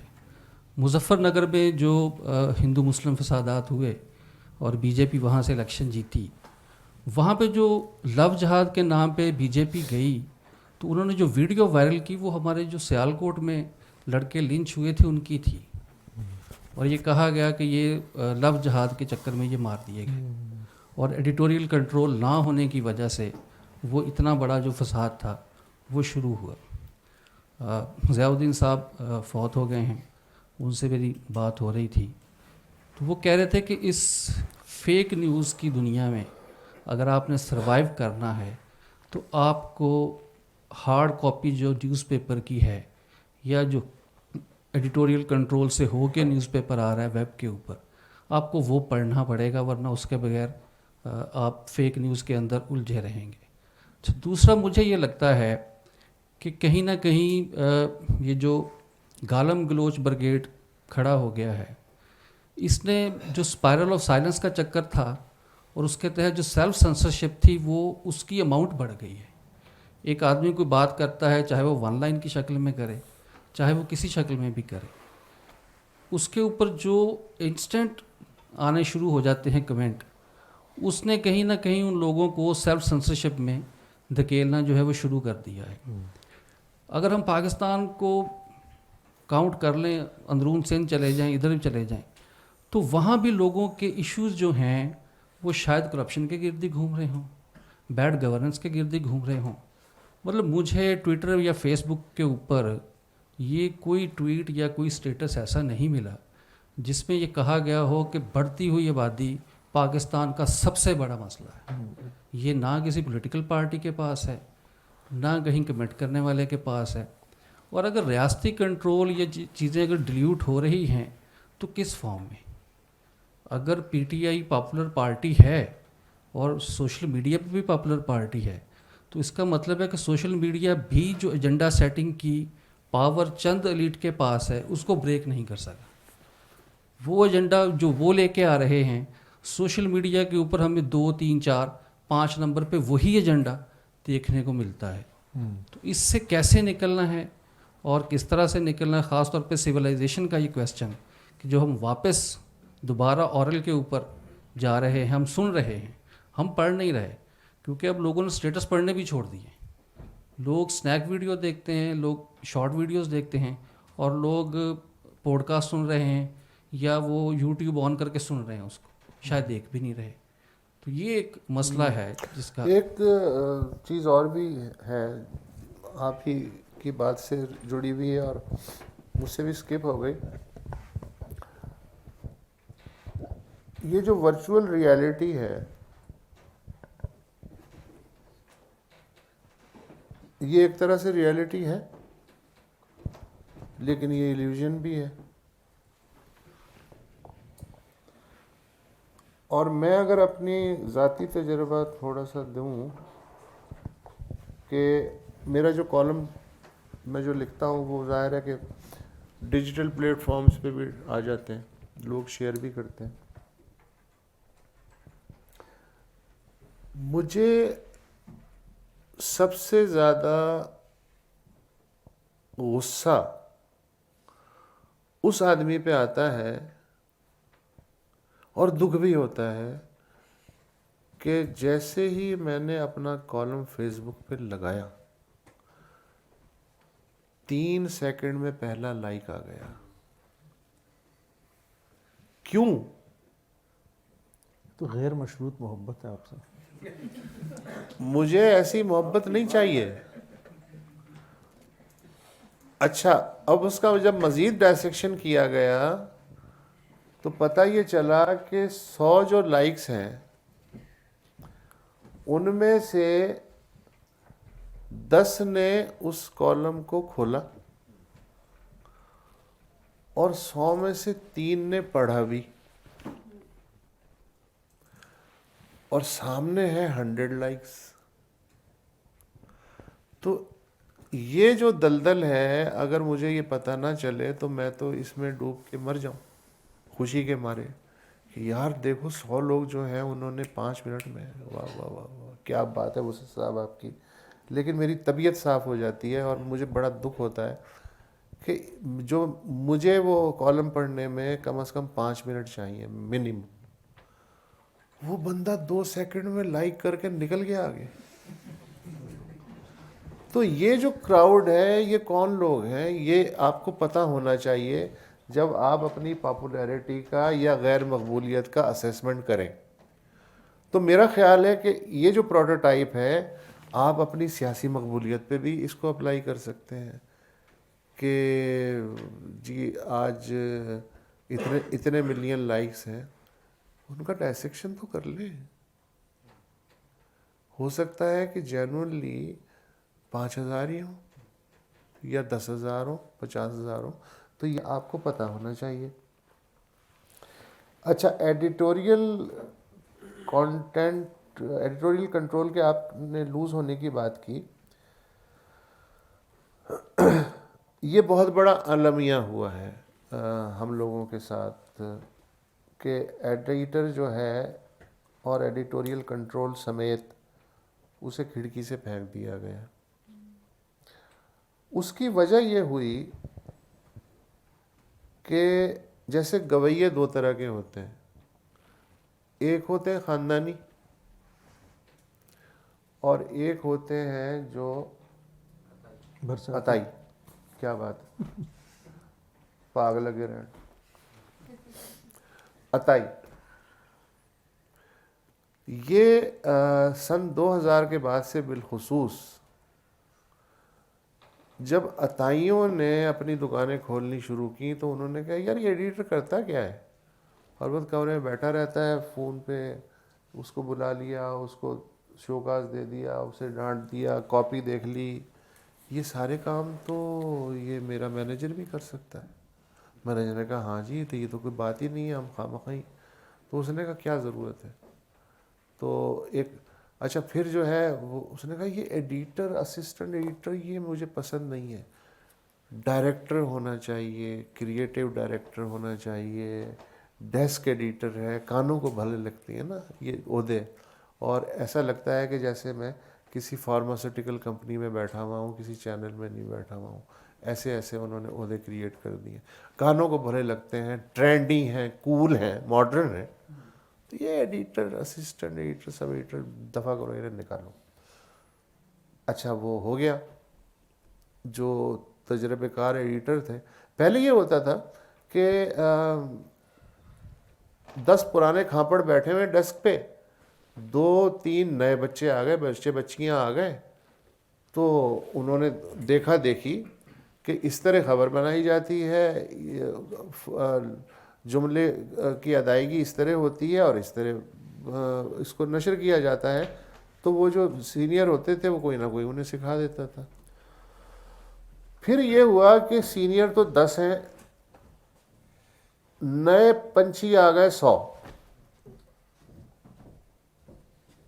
اب ایک تو پہلے دن ہی وہ جو 10 ہیں وہ بالکل سائڈ پہ لگ گئے. وہ ٹھیک ہے سینئر ہوں گے، ان کا ادب احترام اپنی جگہ، لیکن عددی اعتبار سے تو وہ مار کھا گئے. اچھا اب وہ جو 100 آئے ہیں وہ اپنے آئیڈیاز کے ساتھ آئے ہیں اور وہ یہ سوچ کے آئے یہ نہ بابیانو کی پتہ ہے آج دی دنیا کی ہو رہا ہے. تو وہ احترام کی یہ شکل لے کے آئے ہیں اور سیکھنے کی یہ عرض لے کے آئے ہیں یہ نہ بابیانو کی پتہ. تو انہوں نے پھر آہستہ آہستہ جو اپنے نئی چیزیں تھیں ان کو لاگو کرنا شروع کیا. اب ہو سکتا ہے آپ کا نالج بہت زیادہ ہو لیکن تجربہ بعض اوقات نالج کا نعم البدل یا نالج تجربے کا نعم البدل جو ہے بیلنس کر کے چلنا پڑتا ہے نا. نرا نالج بھی کام نہیں آ سکتا, نرا تجربہ اور نالج نہ ہو تو مستری ہو سکتا ہے, انجینئر تو نہیں ہو سکتا وہ. تو یہ ساری چیزیں مکس ہو کے چلتی ہیں. جب وہ بیلنس بگڑ گیا تو میجورٹی کی بنیاد پہ پتہ یہ چلا کہ وہ جو 5 سال پہلے پیراشوٹ کے ذریعے آیا تھا وہ بن گیا نیوز ایڈیٹر. اور پھر وہ اکیلا نہیں آیا, وہ اپنے ساتھ پچھلے چینل سے پورا قبیلہ توڑ کے لایا. اور اس چینل سے بھی جب وہ اگلے چینل میں جائے گا تو اسی قبیلے کے ساتھ جائے گا.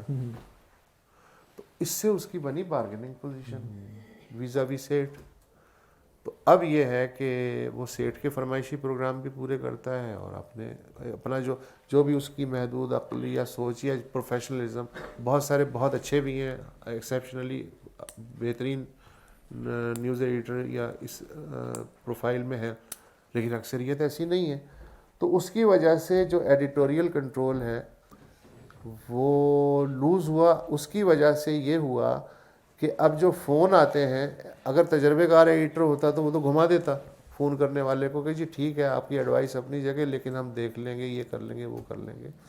یہ تو سیٹ پہ کھڑا ہو جاتا ہے یس سر, اس لیے کہ اس کو پتہ ہی نہیں اسے ٹیکل کیسے کرنا ہے, پریشر کو کیسے ٹیکل کرنا ہے. یہ چیز جو پیچھے دفتر کا نیچے گھیراؤ کر لیا ہے کسی گروہ نے یا کسی انڈیویجول آ گئے ہیں یا اس نے میز پہ یوں کر کے کہا کہ تیری ایسی تیسی, اس سے ڈیل کیسے کرنا ہے. ہاں تو متنازع گفتگو سے پرہیز کریں. تو یہ ساری چیزیں وہ چیلنج اس کے لیے اس نے کبھی دیکھا ہی نہیں. وہ نہ اسے رپورٹنگ کا اس طرح سے تجربہ ہے, نہ ڈیسک کا اس طرح سے تجربہ ہے. وہ تو بس آ گیا کسی طرح سے. اور اچھا نہ وہ اس میں انٹرسٹیڈ ہے کہ وہ اپنی سکلز جو ہے وہ اپڈیٹ کرے. مستند ہے میرا فرمایا ہوا, میں اس زمانے کا ہوں, مجھ سے بہتر تو نہیں جانتا کوئی. ان چیزوں نے مل ملا کے وہ تصویر بنائی ہے جو آپ ابھی بیان کر رہے ہیں. باقی رہا کہ ڈیجیٹل میڈیا پہ ایسے لوگوں کے قبضے سے کیا ہوتا ہے. یہ جو 100 کروڑ کا کلب آپ نے سنی ہوگی ایک ٹرم, بالی ووڈ کی ایک بڑی مشہور ٹرم ہے کہ جی فلم تو وہ ہے جو پہلے ہفتے میں 100 کروڑ کے کلب میں چلی جائے, ورنہ کیا فائدہ ہے. اچھا ان کی ٹیکنیک کیا ہوتی ہے, 100 کروڑ میں کیسے جاتی ہے. ان کا 33% جو بجٹ ہے, ایک تو وہ سٹارز بڑے لیتے ہیں, لیکن جو پبلسٹی کا بجٹ ہے تمام میڈیا پلیٹ فارمز کے لیے, وہ ٹوٹل جو فلم کا بجٹ ہے اس کا کم از کم 33% ہوتا ہے. اور وہ بہت بڑی رقم ہوتی ہے 33%. مثلاً اگر 1 ارب کی انویسٹمنٹ ہے تو 33 کروڑ ایڈورٹائزنگ میں جا رہا ہے. اچھا وہ ایڈورٹائزنگ بھی وہی ہوتی ہے, وہ جو ہیڈ لائٹس جو ہرن کی آنکھوں میں ڈالی جاتی ہیں نا, ساکت ہو جاتے ہیں. وہ جو فلم کا دھتی ہے وہ کہتا ہے یار بڑی مشہوری ہو رہی ہے, یہ تو دیکھنی پڑے گی. اس حلے میں 350 سینماؤں میں وہ آدمی گھس کے 100 کروڑ دے دیتا. اور پھر پتہ چلتا ہے کہ دوسرے ہفتے سے میں 15 کروڑ کی پہ آ گئی ہے وہ فلم, اس کے بعد تیسرے ہفتے میں 5 کروڑ پہ آ گئی ہے. لیکن پہلے ہفتے میں کام ہو چکا ہوتا ہے, میں اپنا مال لپیٹ کے نکل لیتا ہوں مارکیٹ سے. بہت کم فلمیں ہوتی ہیں جو 200, 250, 600, 1000 کروڑ پہ بھی جاتی ہیں, لیکن آپ انہیں انگلیوں پہ گن سکتے ہیں. تو بیان ہی سوشل میڈیا کی بھی یہی ٹیکنیک ہے کہ آپ اتنی 1000 واٹ کی ہیڈ لائٹ جو ہے وہ کنزیومر کی آنکھوں میں جھونک دیں, اور یہ کام کرتا ہے, یہ چمتکار ہے. میں آپ کو قریب ترین مثال دوں, فلپین میں اس وقت جو صاحب پریزیڈنٹ بنے ہیں ان کے ابا جن کا نام فرڈیننڈ مارکوس تھا وہ انتہائی کرپٹ, انتہائی ظالم, اور مطلب ان کا جو ہسٹری میں ہے, جو لوگ جنہوں نے پڑھا ہوا ہے وہ جانتے ہیں کہ میں کیا بات کر رہا ہوں, فرڈیننڈ مارکوس کا کیا مطلب ہے. ان کا بیٹا 2/3 اکثریت لے کے 6 مہینے پہلے صدر بن گیا, باپ کے زوال کے کوئی 30-35 سال بعد. کیسے بن گیا؟ اس نے ایک کمپنی ہائر کی جس نے وہ جو 35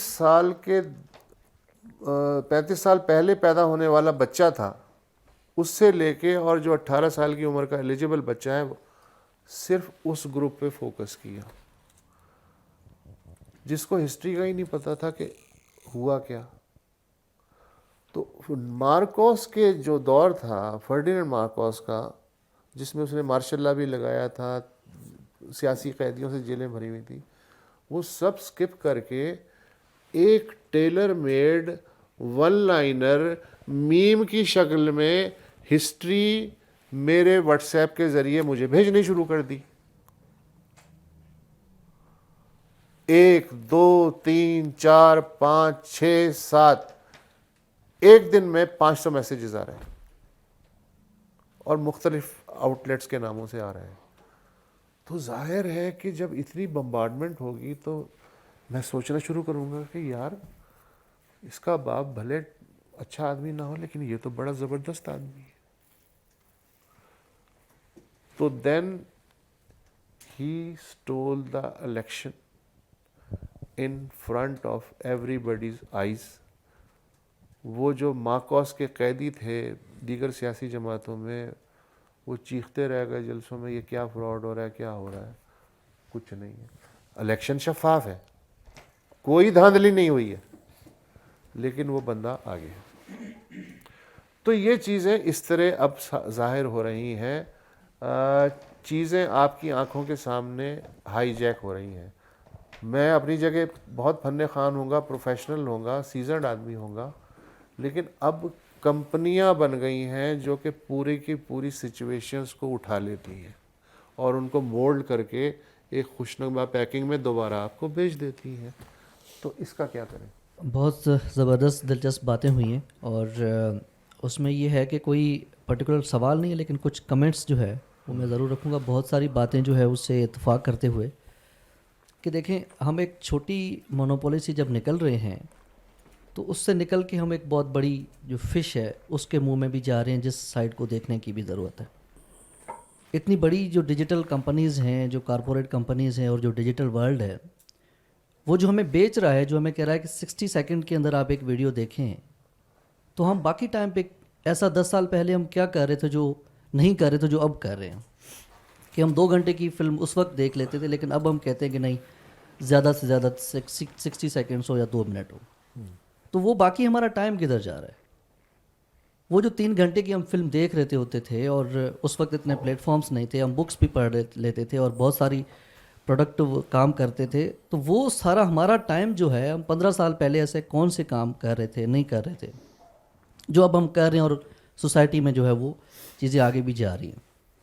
اس میں کون سے پلیٹ فارمز ہیں؟ وہ ٹک ٹاک ہے, وہ انسٹا ہے, وہ کون سے ایسے چینلز ہیں جہاں پہ وہ ہماری انرجیز, جو انرجی کسی اچھے کام میں یوٹیلائز ہونی چاہیے, وہ نہیں ہو رہی, لیکن وہ ان کا جو کنزیومر پروجیکٹ ہے جس کے اندر ہم اس چیز میں انویسٹ کر رہے ہیں اور ملٹی پلائی ہو رہے ہیں.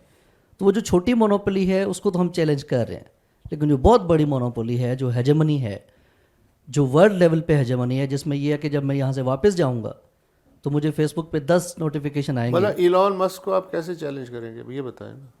چیلنج کرنے کی بالکل اس میں ہماری اپنی کیپیسٹی کیا ہے کہ ہم واقعی چیلنج کر سکتے ہیں یا نہیں یہ کر سکتے, اس کو دیکھنے کی بالکل ضرورت ہے. لیکن یہ بات کہ ہم ایلن مسک کو چیلنج نہیں کر سکتے, اور ہم ہمارا جو ناول ہے, ہماری جو کہانی ہے, ہمارا جو اپنی زمین کے ساتھ لگاؤ ہے, اس کو ہم فار ایگزامپل ہمارا جو لٹریچر ہے, اس لٹریچر کو ہم کیسے اس طرح سے گیو اپ کریں کہ ہم ایلن مسک کو نہیں کاؤنٹر کر پا رہے ہیں, اس اتھارٹی کو ہم چیلنج نہیں کر پا رہے ہیں. اس کے لیے ہم اپنی جو کچھ بھی جڑت ہے اس کو ہم چھوڑ دیں, اپنی پرائیویسی کو چھوڑ دیں کہ جب میں یہاں سے واپس جاؤں گا تو مجھے فیس بک پہ یہ نوٹیفیکیشن آ جائے گا کہ آپ کے ارد گرد یہ 10 لوگ موجود تھے کہ آپ ان سے فرینڈ شپ کرنا چاہتے ہیں. یا کوئی ناول میں سرچ کرنے کے لیے ایک ورڈ گوگل پہ ڈالوں گا, اس سے پہلے 4 ورڈ وہ خود مجھے دے گا کہ کیا آپ یہ سرچ کرنا چاہ رہے ہیں. تو یہ جو پورا نیریٹو ہے, جو نیریٹو ہمارا اپنا ہونا چاہیے وہ نہیں ہے, وہ نیریٹو کوئی اور بنا رہا ہے. اس نیریٹو کے اندر ہم اگر فار ایگزامپل اسپیس لون ایس میلان کنڈیرا بہت زبردست اس کا ایک مختصر ناول ہے کہ سماج کے اندر جو توازن تھا, جو بیلنس تھا, جو ردم تھی, اس ردم کو کس نے ڈسٹرب کیا کہ ہم, جیسے وسط اللہ صاحب نے شروع میں اس چیز سے سٹارٹ کیا کہ ہم اتنی بھاگم دوڑ اور کمپٹیشن اور تیزی میں آ گئے ہیں, اور اس دنیا کا جو کرکس ہے آج تک وہ یہ ہے کہ ہم اس تیزی کے پیچھے بھاگتے رہے اور وہ تیزی ہم نے وصول کی ہے. تو وہ منال کنڈیرا کہتا ہے کہ ایسا کیا تھا کہ جس کے پیچھے ہم نے وہ جو ردم تھی ہماری لائف کی, ہماری سوسائٹی کا جو بیلنس تھا وہ ہم نے کھو دیا. گلگت کے کسی بھی گاؤں میں, بلوچستان کے کسی دور دراز گاؤں میں اور سندھ کے کسی دور دراز گاؤں میں جائیں تو یہ ڈبیٹ میٹر آج وہاں پہ نہیں کرتی, نہ پہلے کرتی تھی. تو ان کی جو پازیٹیو اسپیکٹس ہیں بالکل 100% ان سے ایگری کرتے ہوئے, لیکن یہ جو چیزیں ہیں جن چیزوں میں ہماری اتھارٹی نہیں ہے, اور جو فیس بک بناتا ہے, جو ٹویٹر بناتا ہے, جو سوشل میڈیا کے پلیٹ فارم بنا رہا ہے, اتھارٹی تو اس کی ہے, ہیجمنی تو اس کی ہے, ڈکٹیشن تو اس کی چلے گی. ان کے ٹرمز اینڈ کنڈیشن پہ ہم کام کریں گے, آپریٹ کریں گے. ہماری اپنی انویسٹمنٹ جو بھی, فار ایگزامپل ایک بندہ ٹویٹر سے اور یوٹیوب سے 10 لاکھ روپے کما رہا ہے, تو ہم اس کو یہ تو نہیں کہیں گے کہ سوسائٹی بہت زیادہ ڈیولپ کر کے آگے چلی گئی ہے. 60 سیکنڈس کے اندر ہمارا پورا نیریٹو چینج ہو رہا ہے. ہماری میوزک کے اندر آپ وہ توازن, وہ ایک میں اسے کہوں گا کہ ایک جو بگاڑ آ رہا ہے, جو لٹریچر کے اندر آ رہا ہے, میجیکل ریئلزم کے جو ٹاپکس ہیں اس کا مجھے مطلب کوئی بتائے کہ چکوال کے اندر, چکوال کی سوسائٹی کے اندر یا دور دراز گاؤں کے اندر میجیکل ریئلزم یا فلیش فکشن کی اس کی ریلیونس کیا ہے. میں اس پہ صرف اتنا عرض کروں گا کہ چیزیں جو ہیں نا وہ ہماری اپنی ضروریات سے اور ہمارے اپنے مفادات, ہمارے مفادات اور ہماری ضروریات چیزوں کو ڈرائیو کرتی ہیں. جو حامد صاحب نے بات کی بڑی امپورٹنٹ تھی کہ کہانی دوبارہ اورلٹی کی طرف جا رہی ہے. کیوں جا رہی ہے؟ اس لیے جا رہی ہے کہ پاکستان میں جو چیز آپ ٹویٹر پہ لکھیں گے, ٹویٹر جو ہے وہ آپ کو لمیٹڈ رکھتا ہے کچھ الفاظ تک. جب آپ لمیٹڈ الفاظ کے اندر بات کریں گے تو ظاہر سی بات ہے کہ وہ آپ تب ہی کر سکیں گے جب آپ کے پاس نالج کافی زیادہ ہو اور اس کو مینٹین, اس کو آپ کو کمپریس کرنا آتا ہو. اور ایک کمپریسڈ فارم میں جو چیز سوسائٹی میں جائے گی تو ظاہر ہے اس کو سمجھنے والوں کی تعداد بھی کم ہی ہوگی, اس لیے کہ نالج اس کے پاس اتنا نہیں ہے. جب اس کمپریسڈ فارمیٹ کو آپ فیس بک کے اوپر کھولتے ہیں تو اس پہ آپ کی فالوئنگ بڑھ جاتی ہے, اس لیے کہ اس بات کو آپ نے تھوڑا سا کھول کے بیان کیا. لیکن جب یہ ٹک ٹاک پہ جاتی ہے تو اس کی فالوئنگ آپ کو لگتا ہے کہ پتہ نہیں یہ اچانک اتنے ملین فالوور لوگوں کے کیسے ہو جاتے ہیں ٹک ٹاک پہ. فیس بک پہ نہیں ہو رہے, ٹویٹر پہ بھی نہیں ہو رہے, ٹک ٹاک پہ کیوں ہو رہے ہیں؟ ٹک ٹاک پہ اس لیے ہو رہے ہیں کہ پاکستان کی جو شرح خواندگی ہے, لٹریسی ریٹ ہے, اس میں ظاہر ہے کہ اس میں پڑھنے والوں کی تعداد کم ہے, اور سن تو ہر شخص ہی سن سکتا ہے. جو چاہے گاؤں میں بیٹھا ہوا ہے اور اپنی فصلیں کاٹ رہا ہے, چاہے وہ حجام کی دکان پہ بیٹھا ہوا ہے, چاہے وہ کئی بار تھڑے پہ بیٹھا ہوا ہے, چاہے وہ آج سوپ بیچ رہا ہے, ہر بندے کو بات سمجھ میں آتی ہے. اور جب وہ نیچے تھوڑا سا اور فارمیٹ میں جاتی ہے کہ تھوڑا سا آپ اس کو ٹون ڈاؤن کرتے ہیں اور تھوڑا سا اس میں آپ مسالے جو ہے وہ کمیونیکیشنز والے بڑھا دیتے ہیں اور کانٹینٹ والے کم کر دیتے ہیں, تو وہ چیز زیادہ تیزی کے ساتھ اس تک پہنچتی ہے. اب اس کی لالچ ہے کہ اس کو انفارمیشن چاہیے اور انٹرٹینمنٹ چاہیے, تو ایک چیز جو اس کے پاس اویلیبل ہے وہ اس کو کیسے نظر انداز کرے. ہم جو یہ بات کرتے ہیں, میں اس بات سے اتفاق کرتا ہوں کہ ایڈیٹوریل بورڈ کا نہ ہونے کی وجہ سے چیزیں را مٹیریل میں ہمارے پاس آ رہی ہیں, جیسے وسط صاحب نے بھی کہا, حامد صاحب نے بھی کہا. لیکن لوگ اس کی طرف کیوں جا رہے ہیں؟ مثال کے طور پہ آپ نے اپنی رائے دی, لیکن میرا اپنا ابھی بھی 90% امکان یہ ہے کہ فیس بک سے آپ نے اپنا اکاؤنٹ ابھی بھی ڈی ایکٹیویٹ نہیں کیا ہوگا, میں بھی نہیں کروں گا. اور جو لوگ سوشل میڈیا کے خلاف کیمپین چلاتے ہیں وہ سوشل میڈیا پہ ہی چلا رہے ہوتے ہیں. فیس بک کا بائیکاٹ کرو, یہ اعلان ہمیں فیس بک پہ ہی لکھا ہوا ملتا ہے. ٹویٹر کا بائیکاٹ کرو, یہ ٹویٹر پہ ہی لکھا ہوا ہوتا ہے. تو بڑی سچائی آپ کا اعلان یا آپ کا تقاضا نہیں ہے، بڑی سچائی وہ ہے جو مجھے بھی نظر آ رہی ہے کہ آپ وہی بات فیس بک پہ ہی بیٹھ کے اصل میں کر رہے ہیں. تو آپ کے پاس اور کوئی پلیٹ فارم نہیں ہے تو مسجد کے ممبر پہ کھڑے ہو جاؤ بھائی، یا کسی بس میں چڑھ کے کر دو، یا کوئی پمفلیٹ لے جا کے کسی کے گھر میں دے دو. پریس جب لگا تو ظاہر سی بات ہے کہ اس وقت بھی یہ بھونچال آیا، کیونکہ جب تک پریس نہیں آیا تھا تو علم، معلومات یہ صرف اور صرف حکومتی اشرافیہ کے پاس تھی، یا چرچ کے پاس تھی، یا مذہبی اشرافیہ کے پاس تھی. اور چاہے وہ پریس استنبول میں لگا، خلافت عثمانیہ والوں کے پاس آیا ہو، یا وہ لندن میں لگا ہو، چرچ نے اور مسجد نے بالکل برابر رد عمل دیا دونوں کے اوپر. دونوں مولوی صاحب اور راہب اس کے اوپر متفق تھے دونوں کہ اس کو پھانسی ہونی چاہیے، یہ پبلشنگ ہاؤس نہیں کھلنا چاہیے. اور مزے کی بات یہ ہے کہ دونوں طرف، چاہے وہ یہاں ہو یا وہاں ہو، ابتدائی جتنی بھی پروگریسو مٹیریل آیا ہے ہمارے پریس میں جتنا والا لفظ تو میں نے شاید زیادہ استعمال کر دیا، لیکن ابتدا میں جو مٹیریل آیا اس میں بڑی کتابیں آپ کو ایسی ملیں گی جس میں مصنف کا نام ہی نہیں ہے، یا نام اس کا غلط لکھا ہوا ہے، نام بدل کے اس نے لکھا ہے.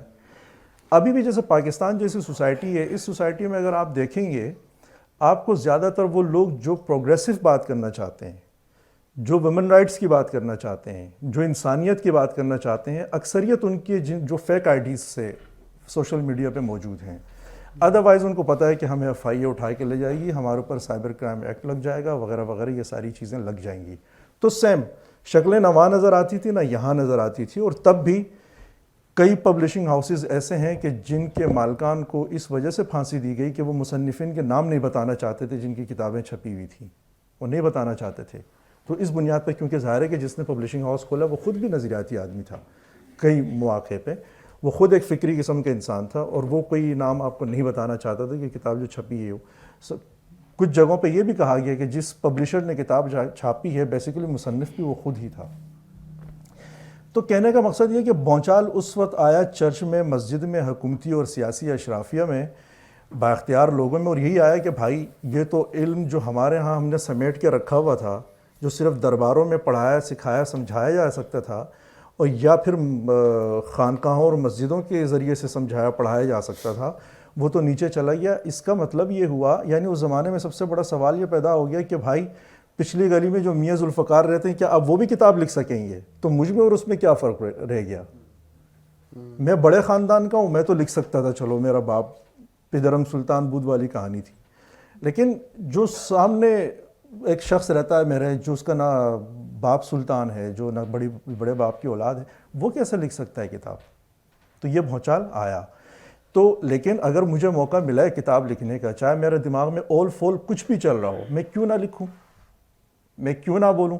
جب تک فیس بک نہیں تھا، یا ٹویٹر نہیں تھا، یا انسٹاگرام نہیں تھا، یہ بات میں گلی کے نکڑ پہ بیٹھ کے کرتا تھا، ہاسٹل کے کمرے میں کرتا تھا، چائے خانے پہ کرتا تھا، یا جب بھی دوست مجھے مل جاتے تھے بیٹھ کے تو پان کی پچکاریاں مارتے تھے ساتھ میں، ہم بس جو دل میں آتا تھا وہ کہتے تھے. اب وہ موقع ہمیں یہاں مل گیا ہے. جیسے وسعت صاحب نے کہا کہ یہ ریپ تو کل بھی ہو رہے تھے بھائی، لیکن اب ہمیں پتہ چل رہا ہے. یہی باتیں کبھی کبھی جیسے مثال کے طور پہ یہ کہا جاتا ہے کہ بھائی سوشل میڈیا پہ لوگ گالیاں دے رہے ہیں. بھائی گالیاں اس لیے دے رہے ہیں کہ گالیاں ہم دیتے ہیں، یہ ہم میں ہے یہ مٹیریل، ٹھیک ہے نا. وہ جیسے ہم کہتے ہیں کہ ہمارے ممبرز جو ہیں وہ آرٹیکل 62 63 پہ پورے کیوں نہیں اترتے، تو ان کو لگتا ہے کہ شاید ہمارے پاس 62 63 والے لوگ ہیں لیکن لوگ سلیکٹ یا الیکٹ نہیں کر رہے. بھائی ہے ہی نہیں پیچھے مٹیریل، تو کیا بھیجے پارلیمنٹ میں؟ یہی چاہتے ہیں جو کچھ ہے ہمارے پاس. تو کہنے کا مقصد یہ ہے کہ ہمارے پاس ایک موقع ہے. اگر ظاہر سی بات ہے، اور چونکہ یہ ٹرانزیشنل پیریڈ ہے میرے خیال میں، تو جس بھی معاملے میں، چاہے بزنس کے حلقے میں ہو، چاہے وہ صحافت میں ہو، چاہے وہ کسی اور بھی معاملے میں یا فکری معاملے میں ہی کیوں نہ ہو، جب ہم ایک ٹرانزیشنل پیریڈ سے گزرتے ہیں تو یہ بھونچال آتا ہے. دو مکاتب فکر بنتے ہیں، دو حلقے بنتے ہیں، اور ایک ہی وقت میں ہم ایک ایسی سچویشن میں ہوتے ہیں کہ دونوں کی بات ایک ہی وقت میں ٹھیک لگ رہی ہوتی ہے، کیونکہ زور دونوں کی باتوں میں ہوتا ہے. لیکن سچائی یہ ہے کہ جس چیز کو ہم روک رہے ہوتے ہیں وہی چیز آگے پنپتی ہے، وہی چیز آگے بڑھتی ہے. اب یہ سوال ظاہر سی بات ہے کہ آج اسی کا جواب ہم ڈھونڈنے کے لیے بیٹھے ہوئے تھے کہ اگر کسی چیزوں کو کنٹرول کرنا چاہیے تو کتنا کنٹرول کریں. اب مجھے یہ بات بھی بڑی اچھی لگتی ہے کہ چیزیں کنٹرولڈ ہونی چاہیے، لیکن مجھے یہ بات بھی اچھی لگتی ہے کہ کنٹرول ہونے کا مطلب تو یہ ہے کہ آپ اظہار رائے کے اوپر پابندی لگا رہے ہیں. یہ سوال بھی مجھے بڑا ٹھیک لگ رہا ہے. تو وہی وسعت صاحب والی بات کہ اب بیلنس ہم نے قائم کرنا ہے، لیکن بیلنس کون قائم کرے گا؟ اگر ہم کسی طاقت کو یہ اختیار دے دیں کہ آپ بیلنس قائم کریں، ظاہر سی بات ہے کہ جو لوگ ہم پہ مسلط ہیں یہی بیلنس قائم کریں گے، تو وہ تو وہی بیلنس قائم کریں گے جس کو وہ بیلنس سمجھتا ہے. لیکن اس کے بیلنس کے نتیجے میں میری مت ماری جاتی ہے، میرا رائٹ مارا جاتا ہے، میری زبان بندی ہوتی ہے، یا میرے جو انسانی حقوق ہیں وہ معطل ہوتے ہیں. اب مجھے حق بھی چاہیے، مجھے کنٹرول بھی چاہیے. تو اب ظاہر سی بات ہے کہ میرا خیال ہے کہ وقت اس سوال کا جواب آگے بڑھ کے خود دے دے گا، جس میں معاشی مسائل بھی حل ہوں گے، اور جس میں ظاہر سی بات میں بھی 10 سال پہلے تک دیکھ رہا تھا کہ خطاط وطاط موجود تھی جس کی میں نے مثال دی، لیکن اب نہیں ہے، اب نہیں مل رہے. اس لیے نہیں مل رہے کہ بس اس نے گزرنا تھا ایک چیز نے. لیکن اس زمانے میں خطاط جو بات کر رہے تھے ان کی بات میں بہت وزن تھا، پبلشرز جو بات کر رہے تھے اس میں بڑا وزن تھا. لیکن سچائی یہ ہے کہ وہ چیزیں نہ رہ سکیں، اور اس نے رہنا بھی نہیں تھا. اس لیے کہ کیوں میں مجھے کیوں اس بات پہ مجبور کیا جائے کہ میں قلم سے لکھوں. ٹھیک ہے، اگر وہ ایک فن ہے، کوئی اپنے کتھارسس کے لیے اور اپنے استھیٹک سینس کو مطمئن کرنے کے لیے کچھ کرنا چاہتا ہے تو کر لے 1000 مرتبہ. لیکن اگر میں نہیں کر رہا، مجھے تو ضرورت ہے صرف نا لکھنے لکھانے کی. میں نہیں پینٹنگز کرنا چاہتا ہوں، میں صرف لکھنا جانتا ہوں، میں لکھنا چاہتا ہوں. سو میں کمپوزنگ کروں گا، سو میں واٹس ایپ کا استعمال کروں گا، میں فیس بک کے تھرو جانا چاہوں گا، میں ٹویٹر کے تھرو جانا چاہوں گا، میں اپنی چیزیں ای میل کرنا چاہتا ہوں، ڈاک کے تھرو نہیں بھیجنا چاہتا. ہاں خط والے معاملات ہیں تو وہ کہیں معاشقہ واشقہ پڑے گا تو پھر کر لیں گے. خط والا بھی جو اپنی سلسلے جو ہمارے بہت سارے دوست احباب مٹاتے بھی ہیں کہ چلے بھائی ہمارا ایک نوسٹیلجیا ہے تو آگے بیٹھ کے ایک دوسرے کو خط لکھنا شروع کر دیتے ہیں، لکھ دیتے ہیں. 10-15 خط کے بعد خود سوچنے بیٹھ جاتے ہیں کہ یہ کیا کر رہے ہیں یہ ہو کیا رہا. تو یہ ہے بھائی، یہ میرا اپنا ایک خیال ہے. کراچی یونیورسٹی کی ڈگری آج بھی خطاط لکھتے ہیں. ہاں جی جی بالکل.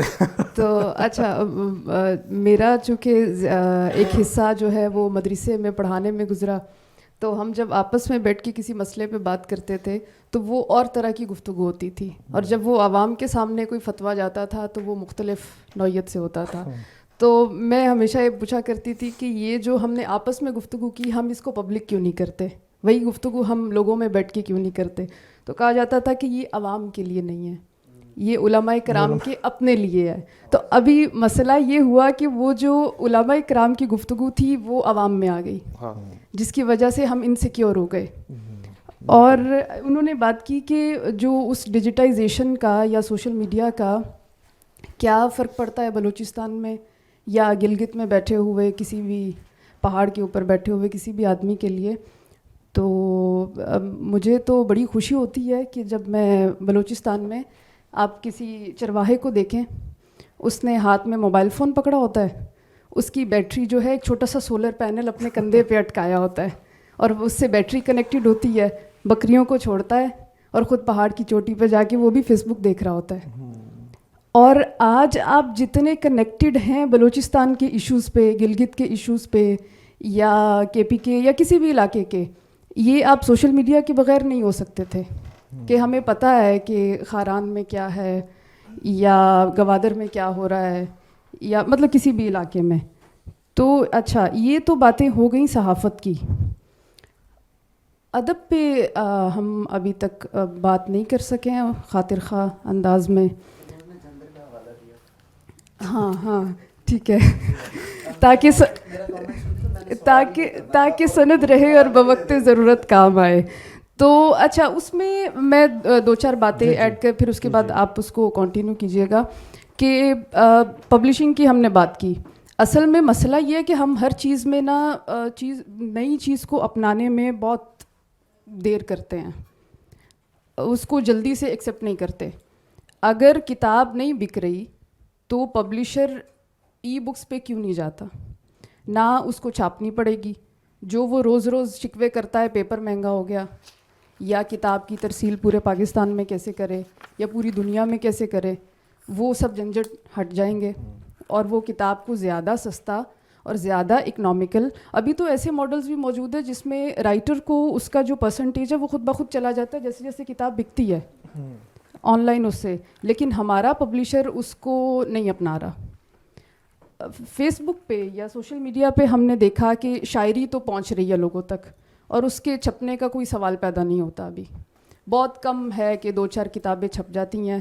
جس انداز میں پروین شاکر یا احمد فراز کے دور میں شاعری چھپتی تھی آج وہ نہیں دور رہا.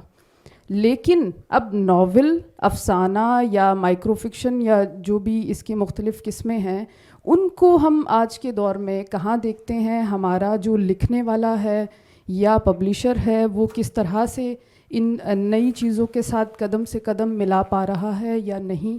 مطلب اس پہ خاطر خواہ گفتگو کی ضرورت ہے.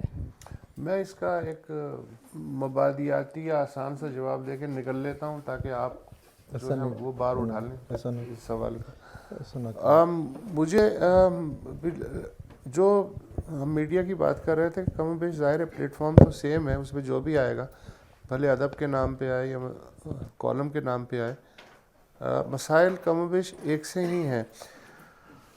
اب جیسے وہ لائکس کے چکر کی میں نے بات کی تھی, تو اس چکر میں اچھا اس میں جادو بہت ہے نا یار, لائکس او ہو آدمی جان دے دیتا ہے ریل کی پٹری پہ, لائکس کے چکر میں قربان ہو جاتا ہے. تو اس کے چکر میں جو اگر میں شاعر ہوں تو مجھے مجھ سے صبر نہیں ہوتا. میں نے ابھی کوئی تازہ مصرع آیا, میں نے شعر لکھ دیا. اب ہونا تو یہ چاہیے کہ وہ لکھ دیا اچھی بات ہے, کم از کم میں اسے پال میں لگا دوں 24 گھنٹے کے لیے کہ یار میں صبح اٹھ کے دیکھوں گا کہ یہ شعر مجھے واقعی اتنا ہی اچھا لگ رہا ہے جیسے اس وقت لگ رہا ہے, یا میں کسی اور ٹرانس میں ہوں. وہ اس سے اتنا صبر نہیں ہوتا, وہ کہتا ہے یار جانے دو. اب ظاہر ہے کہ اس میں جو 100 نے لائکس کیے ہیں, 95 نے تو شعر کبھی پڑھا ہی نہیں ہوگا, لیکن وہ محمد رشید کو چونکہ جانتے ہیں لہٰذا وہ کہہ دیتے ہیں واہ واہ واہ واہ واہ. تو وہ محمد رشید یہ سمجھتا ہے یار یہ تو سارے شعر وہم ہیں. تو اس الوژن میں وہ پھنس جاتا ہے. اچھا یہی جو ہے نثری مواد کے ساتھ بھی ہے جلد بازی کی صورتحال. تو وہ مثلا میں نے زندگی بھر نثری لکھی ہے. نثر کے ساتھ بھی چھلنی لگانی پڑتی ہے. مثلا پہلا میں جب ڈرافٹ لکھتا ہوں وہ را ہوتا ہے, تو اس کی میں فرسٹ ریڈنگ کرتا ہوں. تو اس میں پہلے تو یہ ہے کہ جملوں کی جو کنسٹرکشن ہے وہ ٹھیک کر دی, کوئی لفظ آگے پیچھے ہو رہا ہے وہ ٹھیک کر دیا. پھر میں سیکنڈ ٹائم پڑھتا ہوں کہ اس کا جو کانٹینٹ ہے اس کی کوالٹی کیا ہے. پھر میں تھرڈ ٹائم پڑھتا ہوں کہ جو لاجیکل تھریڈ بننا چاہیے پہلے جملے سے لے کے آخری جملے تک کیا وہ انٹیکٹ ہے. 3 دفعہ میں اپنا مضمون بطور قاری پڑھنے کے بعد پھر ریلیز کرتا ہوں. اچھا اب اگر میرے پاس اتنا ٹائم نہیں ہے, اپنی تخلیق پہ نظر ثانی کی جو عادت ہے وہ نہیں ہے, یا ہے تو وقت نہیں ہے, اور میں نے اس کو ڈال دیا سوشل میڈیا پلیٹ فارم پہ, تو اس کی جو شیلف لائف ہے یا جو معیار ہے یا پائیداری ہے وہ چند گھنٹوں سے لے کے چند مہینوں تک کا ہو سکتا ہے. یہ نہیں ہو سکتا کہ میں اپنے تئیں سمجھ رہا ہوں کہ استاد آج تو شاہکار تخلیق کیا. وہ نہیں, ایسا نہیں ہوتا. آپ نے اپنا ہی شاہکار کا گلا اپنی جلد بازی میں گھونٹ دیا اب اس کو ڈالنے کے چکر میں اور لائکس کے چکر میں. تو یہ اس ٹریپ میں نے اپنے کئی دوستوں کو آتے ہوئے اور برباد ہوتے دیکھا ہے. پھر ان کی ایک چھوی یا تصویر ریپوٹیشن میں جاتی ہے یار بٹ ٹھیک ہے ایوریج ہے. حالانکہ اگر وہ اسی ایوریج کو تھوڑا سا صبر کر کے 24 گھنٹے بھی دے دیتے تو شاید وہ ایوریج سے تھوڑی سی بہتر ہو جاتی تخلیق. تو اس چکر میں وہ مارے جا رہے ہیں, لیکن نشہ تو نشہ ہے. اچھا آپ نے ایک گفتگو کے دوران یہ کہا کہ اگر کتاب نہیں بک رہی تو وہ ای بک پہ کیوں نہیں جاتا. جانا چاہیے, لیکن مسئلہ یہ ہے کہ جسے ای بک لینی ہے وہ اس سے کیوں لے گا, وہ امیزون پہ جائے گا جو اس سے بھی بڑے آؤٹ لیٹس ہیں, یا وہ کوئی سی انڈین پینگوئن کا جو یا کوئی انڈین آؤٹ لیٹ ہے یا کوئی برٹش اس پہ جائے گا. اردو میں ای بکس نہیں, اردو میں ای بکس جو ہیں کمپیریٹیولی اب بھی کم ہیں. انگریزی تو تقریباً پورا کا پورا کام ہو گیا, نہ ہونے کے برابر ہے. تو اس لیے ای بک کی اگر مجھے واقعی ضرورت ہے تو میں کیا کروں گا. تو یہ ایک مسئلہ ہے جو لاجسٹیکل مسئلہ ہے بیسیکلی. دوسرا یہ ہے کہ میں اگر میں پبلشر ہوں یہاں کا مقامی کراچی کا یا لاہور کا, تو میں تو قرۃ العین نے اگر 4 کتابیں لکھی ہیں تو میں تو اس کی 100 کتابیں چھاپ کے اپنا گھر چلا رہا ہوں, اور رائلٹی بھی نہیں دینی پڑ رہی. بلکہ جو زندہ رائٹرز ہیں انہیں بھی میں نے قرۃ العین سمجھ لیا ہے, ان کو بھی میں بتاتا ہوں 1000 چھپی ہیں اور 10,000 بیسیکلی چھاپ کے میں نے بھیج دی. تو مجھے تو وہ خون لگا ہوا ہے, میرا تو گھر اس منافع سے چل رہا ہے جس سے کہ میں نے اس کو اصل آدمی کو محروم کیا ہوا ہے. تو اب اگر میں سارا ای سسٹم لے آؤں تو وہ تو چیزیں ریکارڈ ہو جائیں گی, پھر وہ کل کلا کہے گا یار میرے پیسے تو کاٹ 7.5% میرے تو دے, تو وہ تو گھاٹے کا سودا ہے نا. تو جب تک چل رہا ہے چلانے دو, ایک وقت آئے گا کہ نہیں چل پائے گا تو تب دیکھ لیں گے. تو یہ مسائل ہیں اس کی راہ میں بیسیکلی. وردہ نے وہ چیز ہائی لائٹ کر دی جو کہ میرے بھی ذہن میں آ رہی تھی کہ ڈیجیٹل سماج, ادب اور صحافت 2 پہلو تھے. تو جب ہم آئے تھے تو ہمیں یقین تھا کہ جو ہمارے سامنے دوست بیٹھے ہوئے ہیں, وسعت اللہ خان ہیں, ان کا ایکسپریس پہ وہ کالم لگا تھا ادب اور صحافت. مجھے یاد ہے, ان کو شاید یاد ہو, یعنی کہ آج سے 3-3.5 سال پہلے لگا تھا. ابھی مجھے وہ ذہن میں اپنی یادداشت کھرچنے پہ نا یاد آیا. اس کے بعد فرنود ہیں. فرنود کا کووڈ کے دنوں میں وہ چڑیوں والا جو تھا کیسا خوبصورت, میں نے فیس بک سے ہی پڑھا تھا, طویل تھا, مزہ آیا تھا, اس نے مجھے انگیج کیے رکھا تھا. وسعت صاحب کا BBC پہ لگا تھا اسی دنوں کے ریجنریٹ کر رہی ہے, جب وہ ایک ٹائیگر مارگلا روڈ پہ اس طرح کے جانوروں کی ہم خبریں سنتے تھے کہ وہ اتر کے آ رہے ہیں نیچے, کیونکہ جو زیادہ بڑے جانور ہیں وہ گھروں میں قید تھے.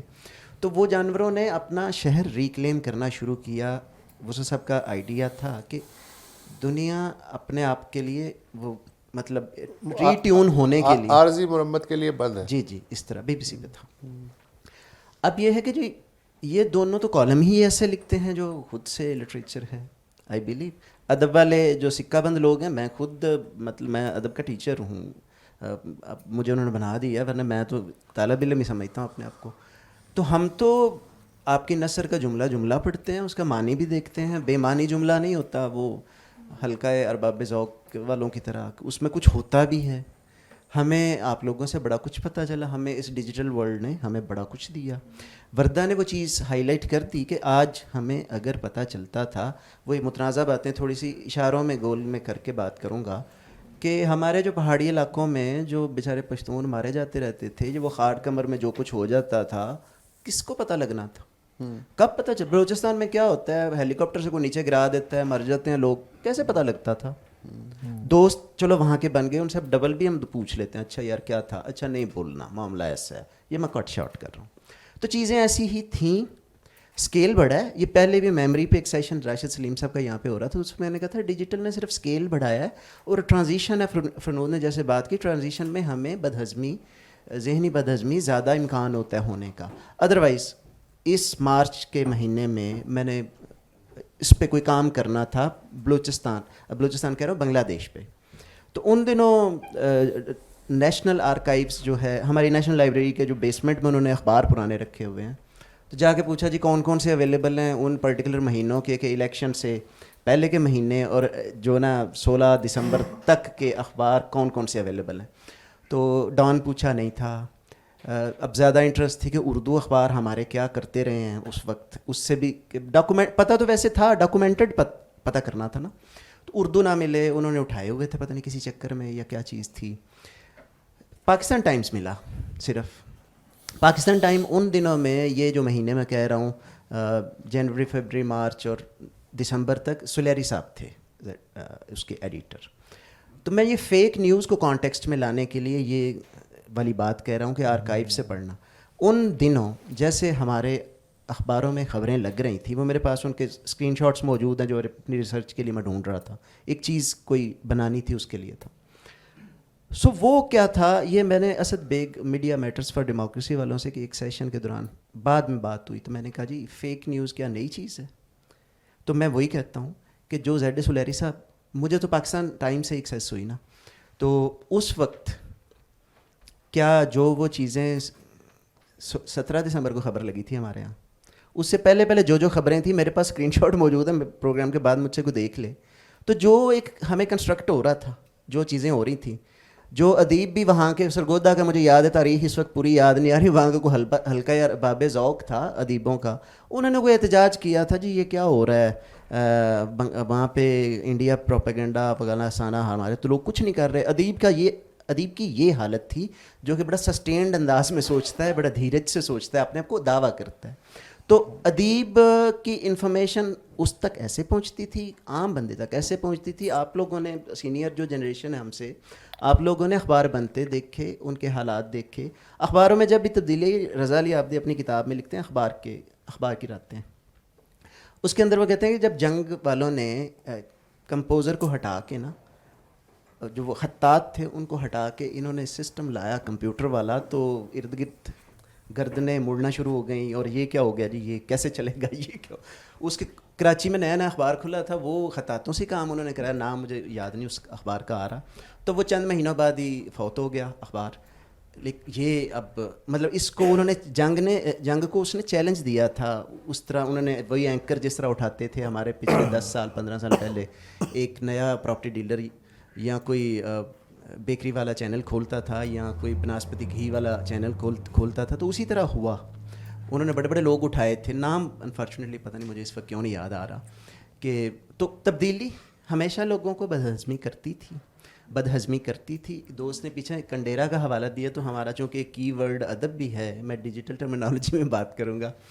کنڈیرا کا دوبارہ سے میں کہوں گا, مجھے ناول کا نا نام نہیں یاد آ رہا, جس میں میوزیشین ہوتا ہے, آپ بہتر سلونیس تھا, جس میں فوک کلچر کی بات ہو رہی ہوتی ہے. ایک پرانا میوزیشین, موسیقی کے سکھانے والا استاد, اس کا بیٹا جو ہے وہ پاپولر میوزک کی طرف یا اس فوک سے اسے انٹرسٹ نہیں رہ جاتی.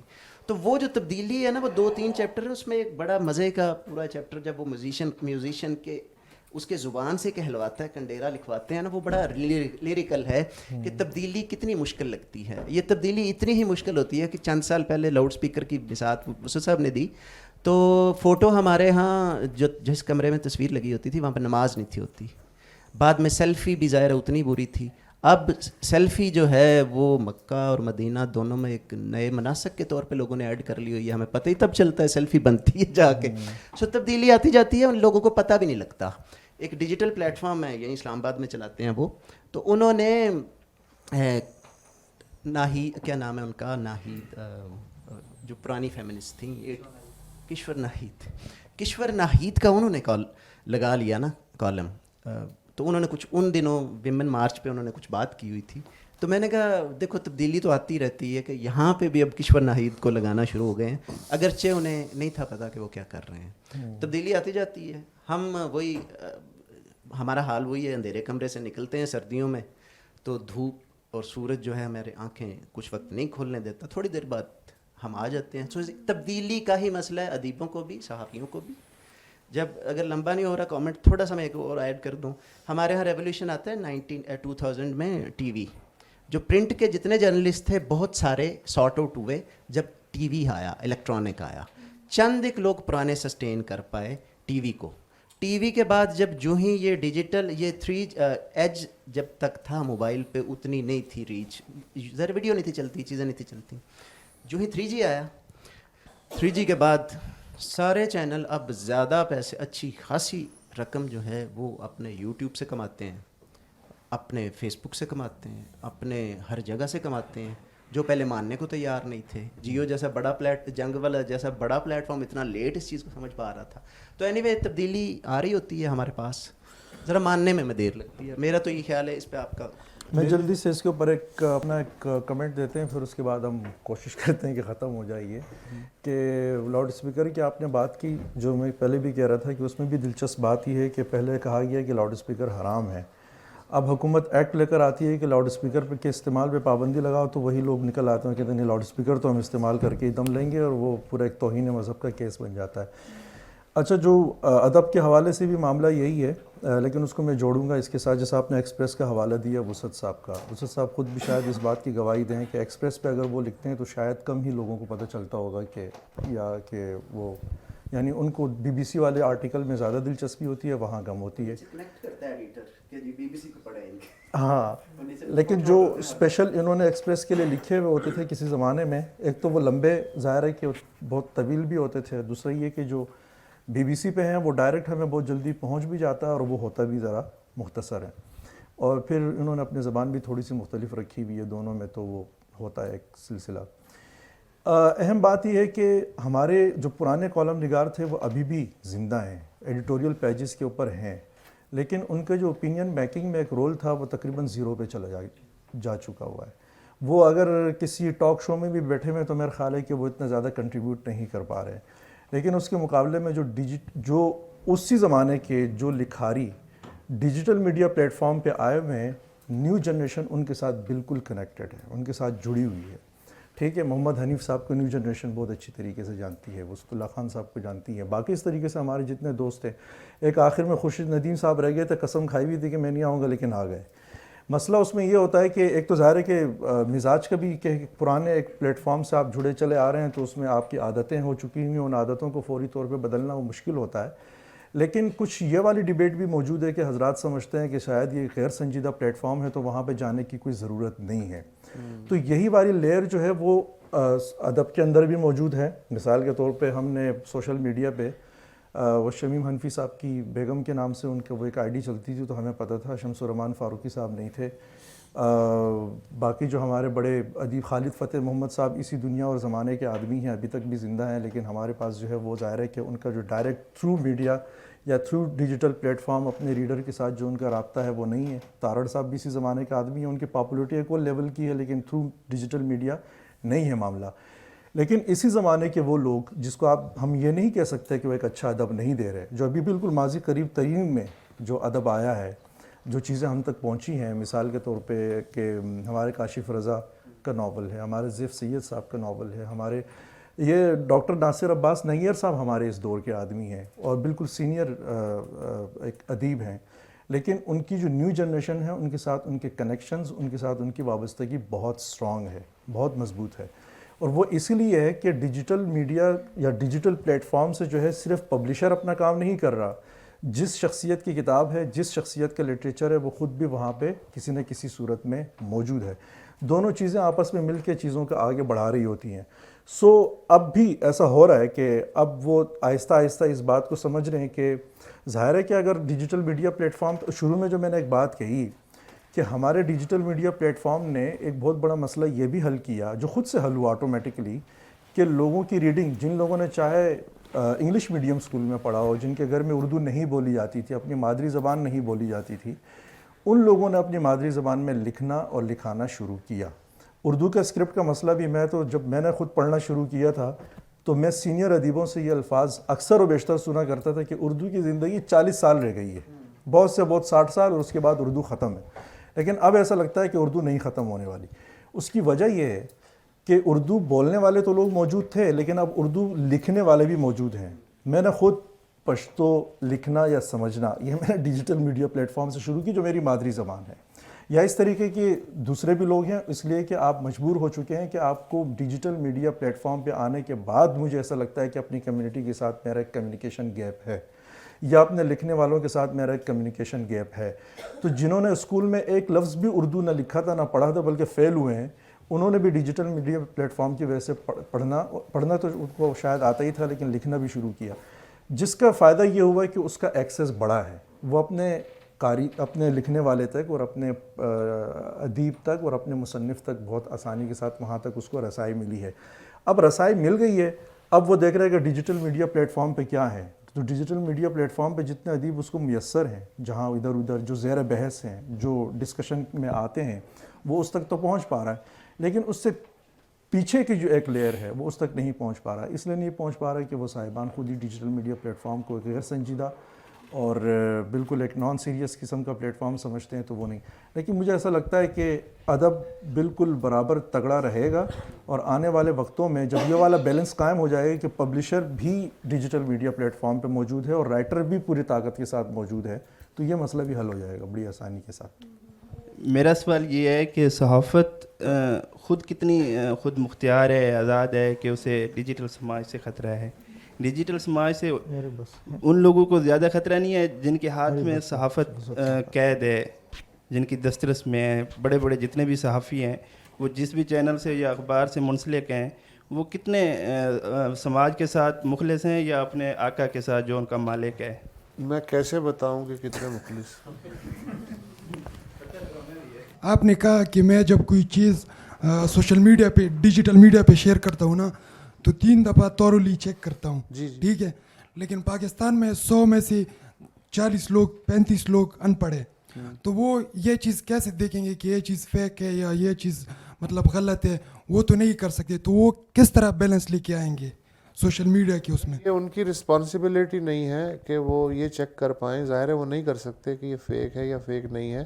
یہ تو ان کی رسپانسبلٹی ہے کہ جنہیں اندازہ ہو رہا ہے کہ یہ فیک ہے, تو اگر انہیں یہ پتہ چل رہا ہے کہ یہ فیک ہے تو پھر وہ کہیں سے یہ انتظام کریں, ایک کلیکٹیو ذمہ داری سمجھتے ہوئے, کہ وہ یہ بھی بتائیں کہ یہ چیز فیک ہے اور اصل حقیقت یہ ہے, ریفرنس کے ساتھ. یہ ان کی ذمہ داری ہے. میں اس میں صرف ایک مشورہ دینا چاہوں گا, وہ یہ کہ میں ذاتی طور پہ بھی اس چیز کو فالو کرنے کی کوشش کرتا ہوں کہ فوری طور پہ جو چیز لوگوں کے اپنے ذاتی موبائل سے یا ذاتی انفارمیشن کی بنیاد پہ آتی ہے تو اس پہ فوراً رد عمل نہیں دینا چاہیے. ڈیجیٹل میڈیا پلیٹ فارم پہ تھوڑا سا انتظار کرنا چاہیے کہ جو ڈان کا ڈیجیٹل پلیٹ فارم ہے یا BBC کا یا باقیوں کا, وہاں سے چیزیں جب آ جائیں 2-3 دیکھ لیا جائے, کراس چیک کر لیا جائے, کیونکہ وہاں ایڈیٹرز بیٹھے ہوئے ہوتے ہیں تو وہی ایڈیو ان کے پاس بھی پہنچ جاتی ہے, تو وہ اپنے ہر کارے دوڑا دیتے ہیں کہ بھائی خبر لے کر آئیں, اور اس میں بھی گھنٹے سے زیادہ نہیں لگتا, گھنٹے 1.5 گھنٹے میں چیزیں آ جاتی ہیں. جب وہ آ جائیں تو اس کے بعد پھر اپنی ایک اوپینین بنانا چاہیے اور چیزوں کو آگے